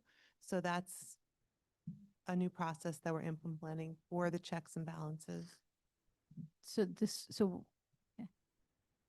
Yes, Dr. Forager? Maybe I'm misreading this, but it looks to me like it's only when your legal costs exceed 130% of the statewide average per student amount that there's this logging business. Is that right? Or are we doing it all the time? We are keeping it, but we're not required to because we don't meet the We're already doing it 130%. without, I keep a log, yeah, because I need to verify yeah, okay. the costs. All right, so, It's the same way as the board attorney keeps a log. okay, so we're doing it anyway. Now but the second part is, there's a little bit of confusion here in the language and the policy. You look under point 4, it's at the bottom of the page. All written requests for legal advice and logs of legal counsel contact shall be forwarded to, and then it says designated contact persons. Well, those are the people that have the logs. So it used to say business administrator board secretary and you took that out. I don't know why you took that out, but it's a little strange to say the logs are forwarded to the people that already have them. Is that what you really intend? I don't know. No, I think, right, I think that was just Esme. Yeah. But I think what they're saying is that it doesn't have to be the business administrator, right? So if she has someone in her office doing, Yeah, but right, the bills, yeah, which but it we says do, and right? it can- all logs shall be forwarded to designated contact persons. Is that really what you want to say? I don't think that's right. I did not write that. Yeah, Strauss Okay. Esme wrote that. Well, let's get Mr. Strauss and Mr. Esme in here. That does, Is so is that it doesn't, the attorney's logs that get forwarded no, to this is the contact? logs, legal counsel contacts. These are the things that the contacts are supposed to maintain, After we've reached, right? right, after we've reached a certain amount, right, you have to then start logging, right? And so after that, right, that sentence says that you would have to then give it, you would have to give all your contacts to this designated person. I think Strauss Esme just took out the business administrator because it's not always the business administrator doing that, right? It might be But that's one what- of our other staff members, right? no, Strauss Esme doesn't change our policies. This is what we had in our This is policy. their recommendation, yeah. Yeah, but we don't, I don't care what they, And there are this is what there I are think it should attorneys be. who do this on the I don't, regular. I don't care what Strauss says. I know, but I mean, that's ridiculous. I want somebody in the business office here looking at it. right, and that's exactly what it says, a designated contact person. So Yeah, but that the could business be, office will designate a contact person. But Strauss Esme just doesn't know the name of that person because every district, I'm sure, has a different name for that title. all right, now let's go back up to, all right, so I'm not really getting an answer. I'll give up on that. Any OPA request will need superintendent / assistant superintendent approval. Okay, well, I hate the use of /. That's also called a Virgil if you want to know what the real name is. I don't, that's ambiguous to me. Who do you want giving the approval? Both or one or the other? One or the other. One or the other. Can we change it? I would prefer it just be the superintendent. I don't like to put designated work onto assistant superintendent in the policies, but So one of the reasons why is because in our discussion, we ran into some issues that sometimes the superintendent is not available and for good reason, right? Because Yeah. she is at a conference or she's sick or ill and right, she deserves to be able to do those things. So the assistant superintendent, when she is designated by the superintendent to be in charge, she would also have permission to do so. If we put just superintendent, it would require that only she, right? And we know that Oprah is timed, no, what's the correct word? Time sensitive, right? Because there's requirement, right, to answer these within what, 10 days, 7 days? 7 days. 7 days, right? So we just didn't want to put unnecessary, I think they moved it to 14 days. it was a way to do check and balance, right? So What? if the business office needs to go to the attorneys for an Oprah, there's a check and balance to make sure that it's a legit reason why. Well, at any given time, there's always somebody that's acting as superintendent. We're never without a superintendent, That's why right? it would be But just recommended. because she's Right. not available, because she's in a meeting, doesn't mean that we shouldn't be able to get answers, right? So again, I think we were just trying to compromise and I think the intent is clear. I can do and or instead of a slash.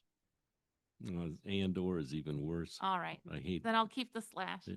No, don't get rid of the / Make it an or. At least I know what it says then. Okay. Is that a substantive change? That is not a substitute. Okay. Well, this is only first reading anyway, so Exactly. So we don't worry about substantive or not substantive. motion. I'm going to have So at our next policy meeting. I'm going to have some changes here that I also want. I think the sentences, these 2 sentences are awkwardly worded. I'm going to give you a rewrite on it. An OPA request that is to be reviewed by an attorney requires superintendent approval prior to transmittal. I think that reads a little smoother than the way you got it there. Then a board president consulting with the board attorney shall report, that's binding. The will is not binding, shall report the consultation and result at the next board meeting during an executive session. I think that reads a little smoother than what you've got here. So I offered that as a change. All right. Now, I still think the logs, your language here is really confusing. Forwarding it to designated contact persons, I object to that. Yeah, Um, and I think the current policy of having the business administrator or administrative staff member review the legal bills or logs is the better one. That makes more sense. so I agree with Tom that designated contact persons can be multiple people. And I think what we had originally that they all get reported to business administrator makes sense because at the end of the day, you are authorizing payment of all bills, right? Correct. And from what you just told us, you're also maintaining this initialing like a process in your office. Correct. So why can't we just I personally don't know how many designated contact persons are there as of today. Do you know, Jennifer? I do not. They're listed in this policy right here. There's superintendent of schools. Oh, that's another change I had. This is really messed up here. Somebody doesn't remember how to, when to use an apostrophe. This should just say superintendent of schools designee, no apostrophe. And no S after superintendents. So superintendent of schools designee, be correct. School business, In the interest of time, right, instead of having another policy committee meeting tonight, yeah. I would love to get an email and the policy committee can look all these things. Oh, over. I thought you wanted to get it done tonight. I can give you the changes. No, tonight. I In want the to. interest of time, since Ms. Akiri said that she doesn't want to stay late, so we can do our finance meeting tomorrow. I would appreciate if you All send me right. an emails because there's, All right. right? All when right. you I'll send be an happy. email, I'll be happy. continuously- No, but I thought we were going to do it all tonight. All right. I'll send you my detailed comments. I do have a change. I do think on that 1570-R internal controls, there's a list of occupations here, titles. I would add, I don't know, what are we calling guidance these days? I think it's counselor, isn't it? School counseling. School counselor. That's their official title now. I would put that in instead of guidance. Some business office titles. We have an assistant to the BA. I would add that. Assistant BA. I would add that. And there's a bunch on the superintendent side. I don't know all those titles. And there's ABS, anti-bullying specialist. Those are the ones I know about. Okay, let's see.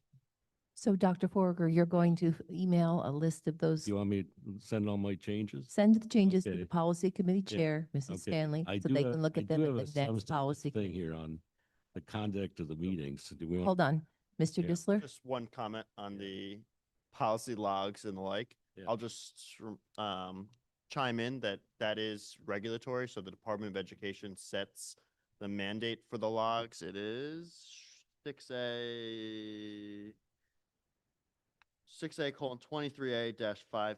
6A:23A-5.2 A3.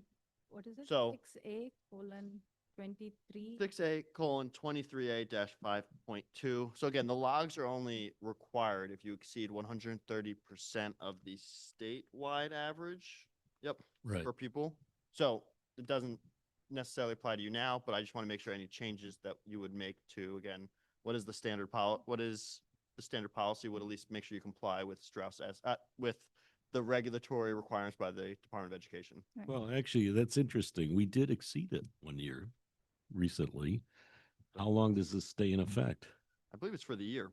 That's my the sub- recollection. That's my I mean, what you don't find out whether you exceeded until the what is it, Taxpayers Guide to Education or something? It's a report from the state, comes out after it got all the audit reports, maybe July or so. So you find out in July. So does that mean it's in effect then? my for that year? my recollection, I'm talking off the top of my head, so do not quote me on this. My recollection is you learn about it, and then for the following year into your following audit, you have to comply with that regulation. Right? So you obviously don't know in the moment that you're exceeding the statewide average, but I believe it's until, Unless you're really going to town here, right? yes, that's my recollection of how it is implemented. Yeah. Okay, So I think, Mrs. Jen, Junkley. you looked at this, right? Because we had, right? And so I guess for 24, 25, you had the number and we were less than 130%. That's right. Okay, Okay. okay, since we've had our So discussion. we did, and Wait a minute. it was, Yeah. so the only thing I wanted to understand, because like Tom proposed a number of changes that are not substantive, that would not prevent us from, but I think where he proposed the changing of the names or adding positions is substantive. So Also, I that's what want, we need to discuss. Well, If we want to table that one tonight, the regulation Yeah. 1570. I don't know if Dr. Feltry had time to look at this policy on whether you felt that we needed every single title listed. If that's where we're going, then I would have to reach out to Stress SMA and find out more from them. Because nothing in there indicated that we needed to add every position we have listed in the whole district. And some of them are very vague, right? It says, certified administrator other, right? So like, and then down it says non-administrative, non-certificated, right? So I don't think it's meant to be like every single titled person in the district to be listed. But if that's where we want to go, then we will table this and we will ask Stress SMA. Well, So- there is an actual list from the state, because they collect in the fall, names and all kinds of staff information. It's fall data survey, right? No, I And understand. so what they you're have, saying, and they have a it's not file sure that says, it here's, requires them. here's, well, yeah, I don't know. Why would you list some and not others? That's what I'm not getting here. Because it says at a minimum. So I believe Yeah. Well, at if a you look at, minimum, you could there's a say statute, and superintendent then it and says other. as a minimum, so these must be the ones that are cited in the statute. Oh, really? These are cited? That's what I'm thinking. I'm not 100% sure, but based on the way it Okay. reads and the fact that they cite the statute up above, Yeah. the 6A, and then they say a permanent position tracking number for the employee, oh wait, no, wrong one. Hmm. Wait, C, ensure that the data within the position control roster system includes at a minimum the following information. And then you're saying down there under D, the assignment position title as follows. Those were the ones I believe that are listed, but without actually looking, No, it is. my It- book's in my office. But So the update is exactly as the regulation, the statute says. Right. you copied that, They copied Thing. it word for word. plagiarized. All right. Guidance is in. Well, the that's where statute. policy tends to come from, right? They take the statute Yeah. and they turn it into Le- policy and legal- regulation. Legalized plagiarism. Yeah. Yes. This is- Right. All right. All right. True, true. Okay. Any other wanna get- discussions I on don't wanna get policy? sidetracked on that. I do have a substantive comment though on this, conduct of meetings. You have it says you're gonna get us the agenda within 1 day before the meeting. I'd like to have it 3 days. I don't like last minute agendas, 3 days. Which policy? This is conduct of meetings, policy 161. Wasn't that one that we're considering? No? I thought that was in your list. May not have gotten. we, What, it's 161 is not here, Tom. 161? Ah, Okay, I did all that work for nothing. okay. I have a Thanks. question. All right, so 161, we're not talking about tonight. And I did 1570R and I did 174. Okay, I yield the floor. Okay, I have a Mrs. question to Zakiri. Mr. Disler. So on the legal services policy, if we want to keep it the strikeout language where the log should be sent to the business administrator, is that considered a substantive change? Sorry. Say that one again. Are you talking about number 4 on the list where exceed the log list? Yes, all written requests for legal advice and logs of legal counsel contacts shall be forwarded to the business administrator / board secretary. She's on 174. Yeah. Yeah, number 4. 74. So 4. if yeah. I understand the current designation, you have designated as the designated contacts, your superintendent, BA, board president, and director of special services. The current policy, if I'm understanding correctly, requires that all written requests for legal advice and logs of legal contracts shall be forwarded to the business administrator. The policy change would require not just those being sent to the business administrator, but also the superintendent, board president, and director of special services. So if I understand the question correctly, if we go back originally from the 4 people, which are the superintendent, BA, board president, director of special services, and just make the logs being required just sent to the business administrator, would that be a substantive change? Mhm.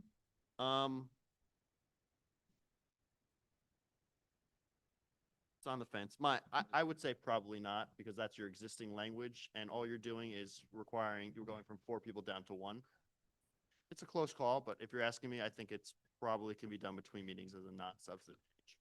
Okay, because at the end of the day, I think all bills are approved based on the business administrator's recommendation. So I wouldn't want the logs to go to 4 people and then one person be held responsible for asking the board to approve. So I think we should just go with the business administrator. So this is number 4, Natasha, where it says, all written requests for legal advice and logs of legal counsel contact shall be forwarded to the business administrator. And based on what Jennifer said, you are already maintaining a log, correct? So do I have to move a motion? Is it a substantive change, or I would like to move a motion and see where? I think there are other changes possibly to 0174, So those are but substantive then. that are going to go to back to the policy committee. So so my question to Mr. Disler is, if there are multiple changes that are going to 0174, are they considered substantive other than this one? So the 2 ones that Tom brought up with purely just, I think it would read better with this verbiage, but without changing the meaning, there's no doubt in my mind those not substantive. This one is on the fence. Mhm. Again, if you're asking me, do I think with just keeping the original language, would you require another reading? My gut tells me no. I just don't think that's a real substantive change.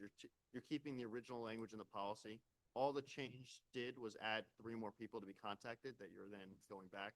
So I do think that change could be done by the policy committee and brought for the board, if the board so desires without. Policy committee can look at it before our October meeting. Right. And yeah, and I kind of agree. Like, I don't think that, Dr. Feltry wants to review everyone's logs, or I don't know. It feels right that it should be the board secretary. So, but if it's not substantive, we can do it. Okay, Yep. as long as, Okay. yeah. All right, thank you. Let's end the discussion. We are now on policy resolutions A through C, all board members. We had a first from Mrs. Stanley, and we had a second from Mrs. Jolly. We've had, thank you, Chairwoman Mrs. Stanley, for the policy committee report, and now board secretary vote, roll call vote. Mrs. Zakiri, It's a no on A to C. Dr. Forger, I'm a little unclear. I suggested language changes. Is that included here? As they're not substantive, they could be incorporated into the second read. Oh, okay. All right, then, as long as that's in, yes. Yes. Mrs. Torero, Yes. Mrs. Jolly, Yes. Mrs. Stanley, Yes. Ms. Bradford, Yes. motion passes. Okay, moving on to committee reports, strategic planning. Mrs. Akiri, would you like to read the minutes for the strategic planning? No, I couldn't attend due Okay. to work. So you attended, you can read them. I took minutes, so let me go back here. The Strategic Planning Committee met on Friday, September 5th, 2025. Mrs. Jean Cleary, the board's NBA and NJSBA field representative, had previously sent the district a checklist on the 5-year strategic plan process. Dates for the community meetings were decided on Wednesday, September 24th, Tuesday, October 28th, and Monday, November 24th, 2025. Here's the flyer. A flyer was circulated online, and paper copies were distributed to stakeholders in the community, including the seniors. One will be sent online to our scouts and to the churches. It's also on the district website and Berkeley Heights Public Schools Facebook. There also is a folder coming out that we have. You've each got 10 copies to distribute. The meetings will take place right here in this cafeteria with round tables. And there was some discussion about how many board members wanted to attend. So please let me know through that Google form, because if it is a quorum, then we have to advertise it as a special meeting 48 hours ahead. So that would mean you'd have to let us know by Monday. By Monday. Well, And- wait, can I just ask, Yes, are we going to be sitting here?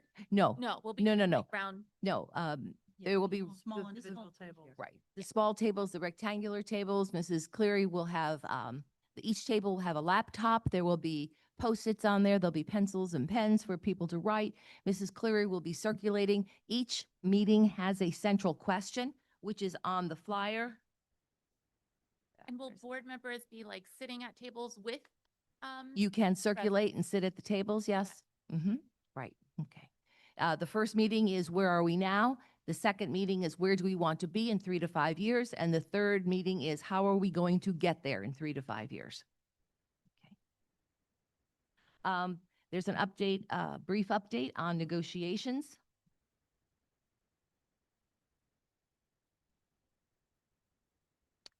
The negotiations committee met on Monday, August 25th, 2025, with the representatives from the head custodians contract team, and discussions continue.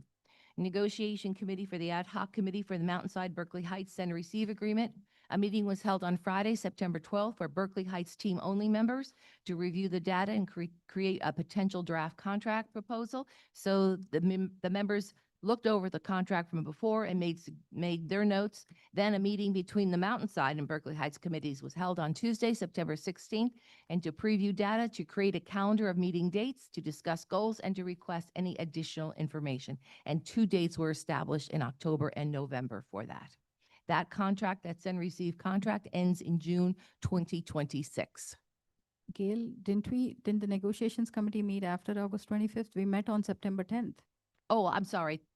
Yes, that date should have been also September. So we Correct. met on the 25th, and then we met again on September 10th. That was Correct. the most recent meeting. Correct. Okay. Sorry, thank you. Liaison reports. Does anyone have liaison reports at this time? Okay, I have liaison reports from Union County Educational Services. I attended as the alternate for Mrs. Khanna.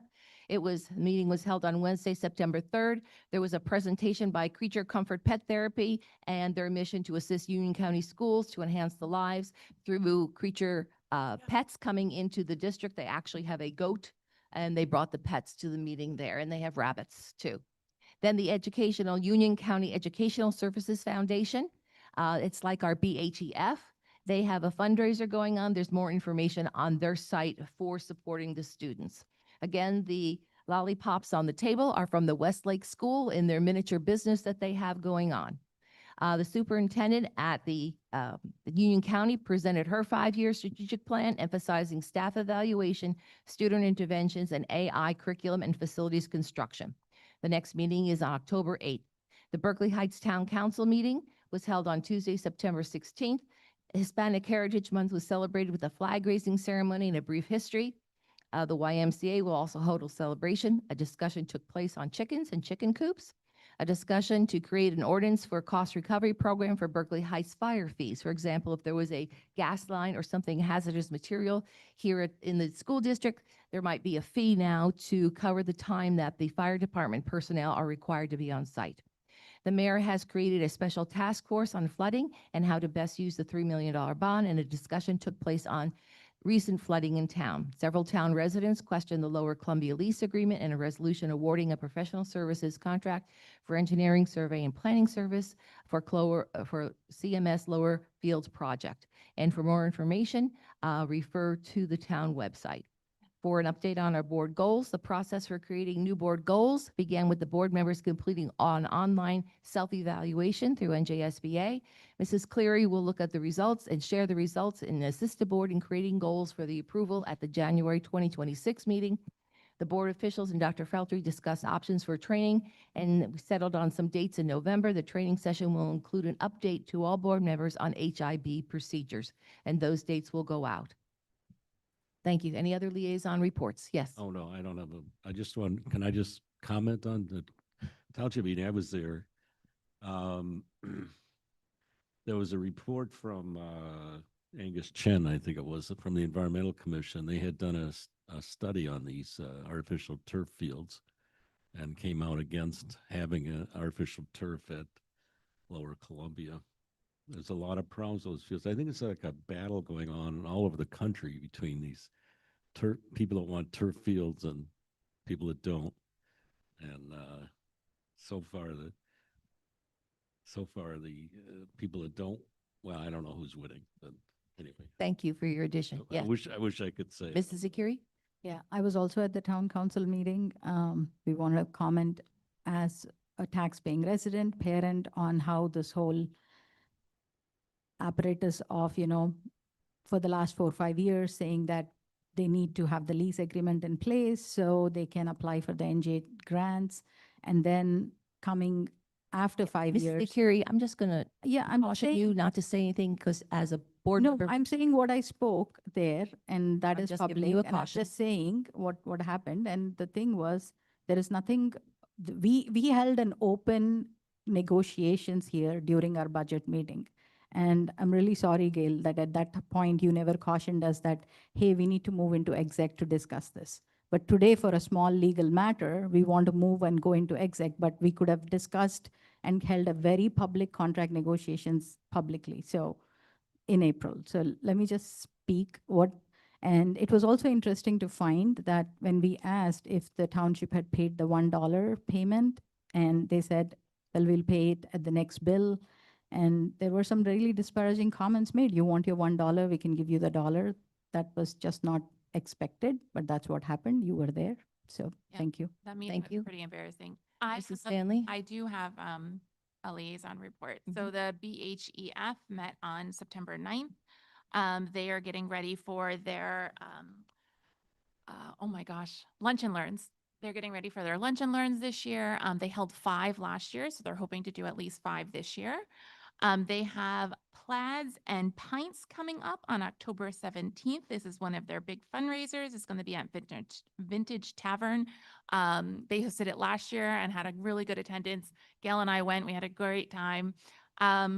They are also looking for teachers to apply for grants. Last year, they did have a lot of money that they wanted to give to teachers. So they really need you to apply for those grants so that way they know where to distribute it.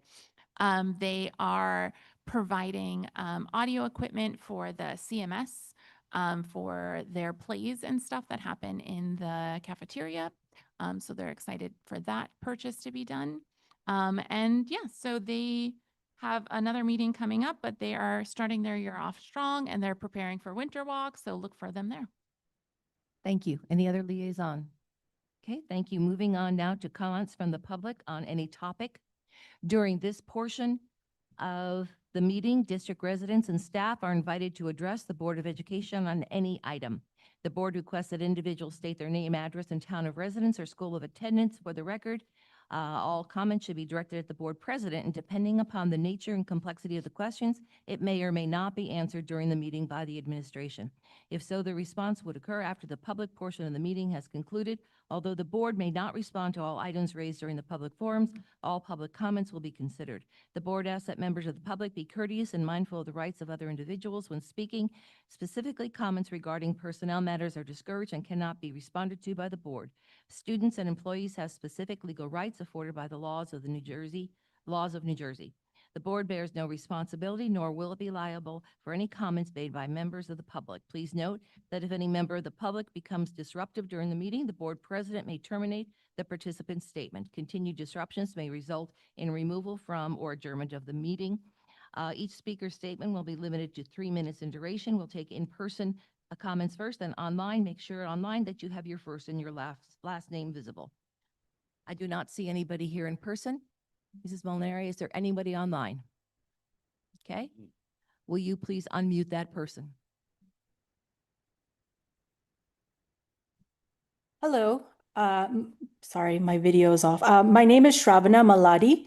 I live at 75 Grassman Place in Berkeley Heights, New Jersey. I've actually been a longtime resident of New Jersey. In fact, I grew up in Berkeley Heights myself, went to Governor Livingston. So It's been a long time that I've been here. So I sent an email on August 17th requesting an approval for my homeschooling daughter to be able to take the AP exams this coming May. And I received a response on September 9th with the approval. So I want to thank the board and everybody for approving my request to allow my daughter to take this exam. I had actually called GL last August 2024 for the same request, and I hadn't really received a proper response on that regard. So this time, I genuinely thank you for that. As a tax-paying resident, it seems almost obvious that our families should be allowed to access public spaces and opportunities. However, as an outsider to the school system, I found that it isn't easily granted. We say that our children are our future, but I think that with that being said, preventing our children from access to anything that would help them elevate their future would actually prevent them from wanting to become future leaders because they lose hope in the system.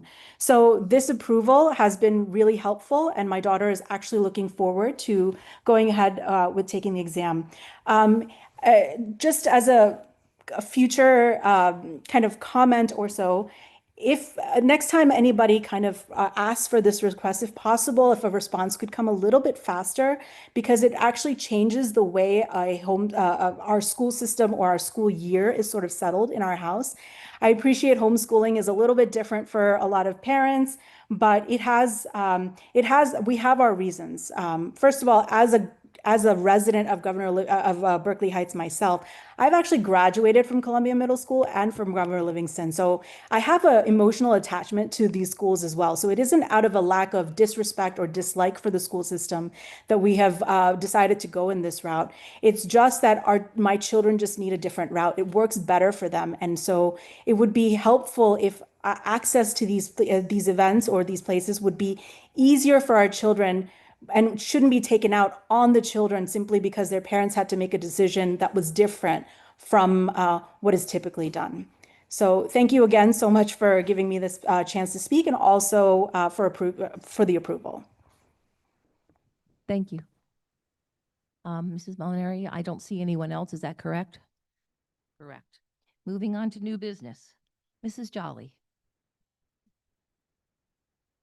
Okay, so we all have received that update from Mrs. Varner, and we all know that there's likely no turf field at Lower Columbia.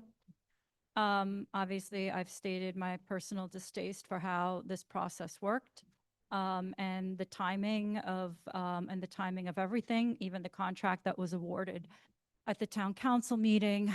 You'll see they put in a bid in April, and that was already after the lease was signed, and it's only now after there's determination of no field that this contract has been awarded to do surveying and what have you. I've requested documents to demonstrate how the township came to the conclusion in terms of what constituted initial discovery. That Oprah came back without any documents. I asked, I thanked the town clerk for looking, but I also asked her if she had access to the personal email account from which Deb is, conducting and writing official emails. I don't have a response to that. But at the town council meeting, it did get heated, and it was interesting to note that none of the questions were answered, but the township was maybe in its frustration, right? Said, oh, take the field back. Take the field back. If you want it back, take it back. I understand that wasn't necessarily a researched response, but given everything that's happened and given that, where we are today, and even that environmental report, right? Like, these were the things that were being brought up even before the lease started. This is not new information about the environmental impacts, right?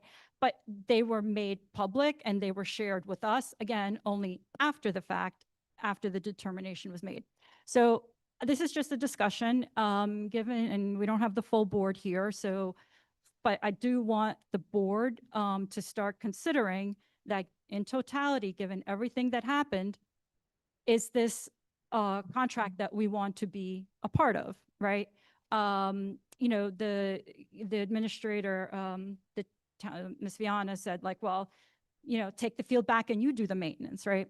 So I think it's worthwhile to see exactly, what that entails, right? And we do have the shared services agreement that kind of outlines who does what and whatever. So we can take a look at that, see if this is something that we can take on, see if this is, if the PAL, work with the PAL in terms of maintaining the fields or lining the fields when, they need to use it.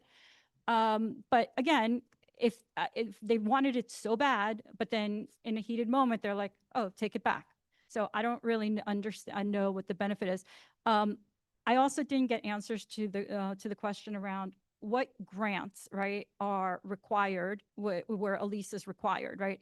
And then this whole debate between lease versus shared services agreement. So if the grant application requires a lease, do we actually have a lease or do we have a shared services agreement, which Mr. Solomon says the lease is governed by a shared services act. Doesn't matter what you call it a lease, it's still a shared services act. And to the point about, why it got heated and the discussion about the $1, it's not so much about the $1. Obviously, it's a very nominal amount. It's just, it would be nice if like we could follow the process, right? We shouldn't have negotiated in public. If the lease was signed in March, that payment should have been made. Again, nominal amount, not the biggest deal. But anyway, I just want, given the circumstances of everything that happened, the board to consider whether we want to remain in this contract or not. Thank you. I'm sorry, I wasn't looking. Mrs. Stanley, then Mrs. Akiri. I think we're missing the bigger point, right? Is that no board member should be going to town council and having a meeting when the full board isn't there to make decisions, right? Because no individual board member can make decisions for the board. And this sounds like it did get out of control and that we are violating Open Publics Meeting Act by doing this. So I don't understand why this went down, right? So when you're talking about procedure and follow procedure, that is not proper procedure, right? In my mind. But when it comes to the shared service agreement, we knew that it was never about a turf field, right? We literally said that multiple times. We said they could or could not put a turf field. They are not required to put a turf field. We knew that. When we looked at the contract, we stated this. We had a conversation around that. Again, I didn't vote for this because there was a turf field or not a turf field. I voted for this because it was the right thing, I thought, for the district, for our students to try to get these fields maintained with money that we don't have to spend on them, right? They already maintain most of this area anyways, and this allows them to have a little bit more leeway and get some grants that we would not be able to apply for. Whether there's a turf field or not, I don't know, right? That's in their hands because now they lease that field, right? Again, I don't understand what happened this week at the town council meeting, and I don't think it was appropriate at all, and I think it puts the whole board at risk, not just individual board members. So let me respond to that. There is no OPMA violation. There was no quorum. And as a resident and a taxpayer, You just said you were talking about $1 that was owed to us. Are you owed $1 personally for that piece? So first of all, once again, I did not talk about the dollar. I'm saying that there was no quorum. And as a resident, I am allowed to go and speak. Okay. But when you- Pam, it's- again, I let you, Mrs. Stanley, I'll let you finish. please wait. So, may I- Please wait. I'm just responding. Ms. I- Jolly. So there was no OPMA violation. We even kind of quote unquote joked about it, but Gail was in the back and there was, okay, not Just no because quorum. there's a Mrs. not a Stanley, please quorum let doesn't Ms. mean there's not an open violation. Please let Mrs. This Jolly is not a finish. meeting. This was me stating in public what I've stated in public before. Okay. So yes, it is about maintenance of the fields, right? But it's not clear to me, right? And previously, when there was a presentation regarding the turf, there was, a presentation around how this was going to be funded. Now, if there's potentially a turf field that they're going to look to build in Nokia, like how much of the funding, or we just haven't seen a plan at all, an alternate plan, right? So I don't know what we're going to get. And for this, and yes, it's always about the kids, right? Always about the kids, always about the field. It was. Yes, it is, right? But you also have to have faith in that the people that you're working with are going to get it done. And the way that they went about it and the way that we won't have visibility into, what goes on because it's not unofficial township emails, and that you know, again, I'm not saying yes or no. I'm just saying it's something we could consider and discuss further. Mrs. Akiri, and then Mrs. Torero. Okay, thank you. So first of all, just to clarify, the question was asked as a parent and a taxpaying resident if the township paid the $1. Nobody asked from a board perspective, and I am very much aware of a board member, first of all, doesn't have any right when they don't have a quorum. They're not a board member, and I did specify that. And I just asked a very simple question, which was answered publicly that no, they did not. They're going to add it on the list. Now, my other bigger concern is the recreation chair sending an email update using her personal email. And so going forward or till date, I want to know what will be the process from the district administration for the district? Are you going to communicate with entities regarding public property if somebody sends you an email from their personal email? Or are you going to request them to, you know, respectfully use their official email? So I can speak to that. The person in question is a volunteer, Mhm. not a township or an elected official who has anything but a personal email. So as a volunteer, she used the email to which she has access. She does not have a township or an elected official email. We are volunteers as well. Yeah, but we're As the elected. board, you have a district email that we provide for you as a And- Board of Education. And Because you are elected officials. But The person in question does not have a township issued email address. She That is is- a volunteer. She does not work for the town. And she's not an elected official in any capacity of the town. She does not. That's the only email she has. Dr. Feltry, that is inaccurate. If you go on That is the information that was No, no, I'm provided just to telling- me yes, from the Thank you source. for the comment, and we've got a response. no, Mrs. No, Torero, no, you have, Gail, let me finish. this That is was just not a my, discussion, and you No. have made your point. no, no, I want to we have an clarify answer. something. Mrs. If- Torero, you have the No, mic. Gail, let me finish. If you go on Berkeley Heights Township website right now and click Berkeley Heights Recreation, they have an email. That's, It says Berkeley Heights. So all I'm saying is, and this is listed on our township, and I can send you a screenshot. You can check it right now. You are looking up state statutes. Thank you Look for up your Berkeley Heights information. Now, I still have a further point to make. So you will continue to email even if, because they're considered a volunteer, I will send an email following up on that. Now, my other question is, how are we going to address the shared services contract with the township? Do we have any set parameters? no. Okay, thank you That's for a those question to points. the administration. Thank you for your points. Mrs. Torero, you have the mic Just now? pulled the email up, okay, that she sent, just because I know there's some questions about what happens with the property now, because there's no turf. And what she specifically says is the most cost-effective solution is to replace the existing natural gas with natural grass with natural grass sod with improved drainage, irrigation, and lights. So I think what's important to note is that it's not like because they're not putting a turf field and they're not doing anything to enhance the property.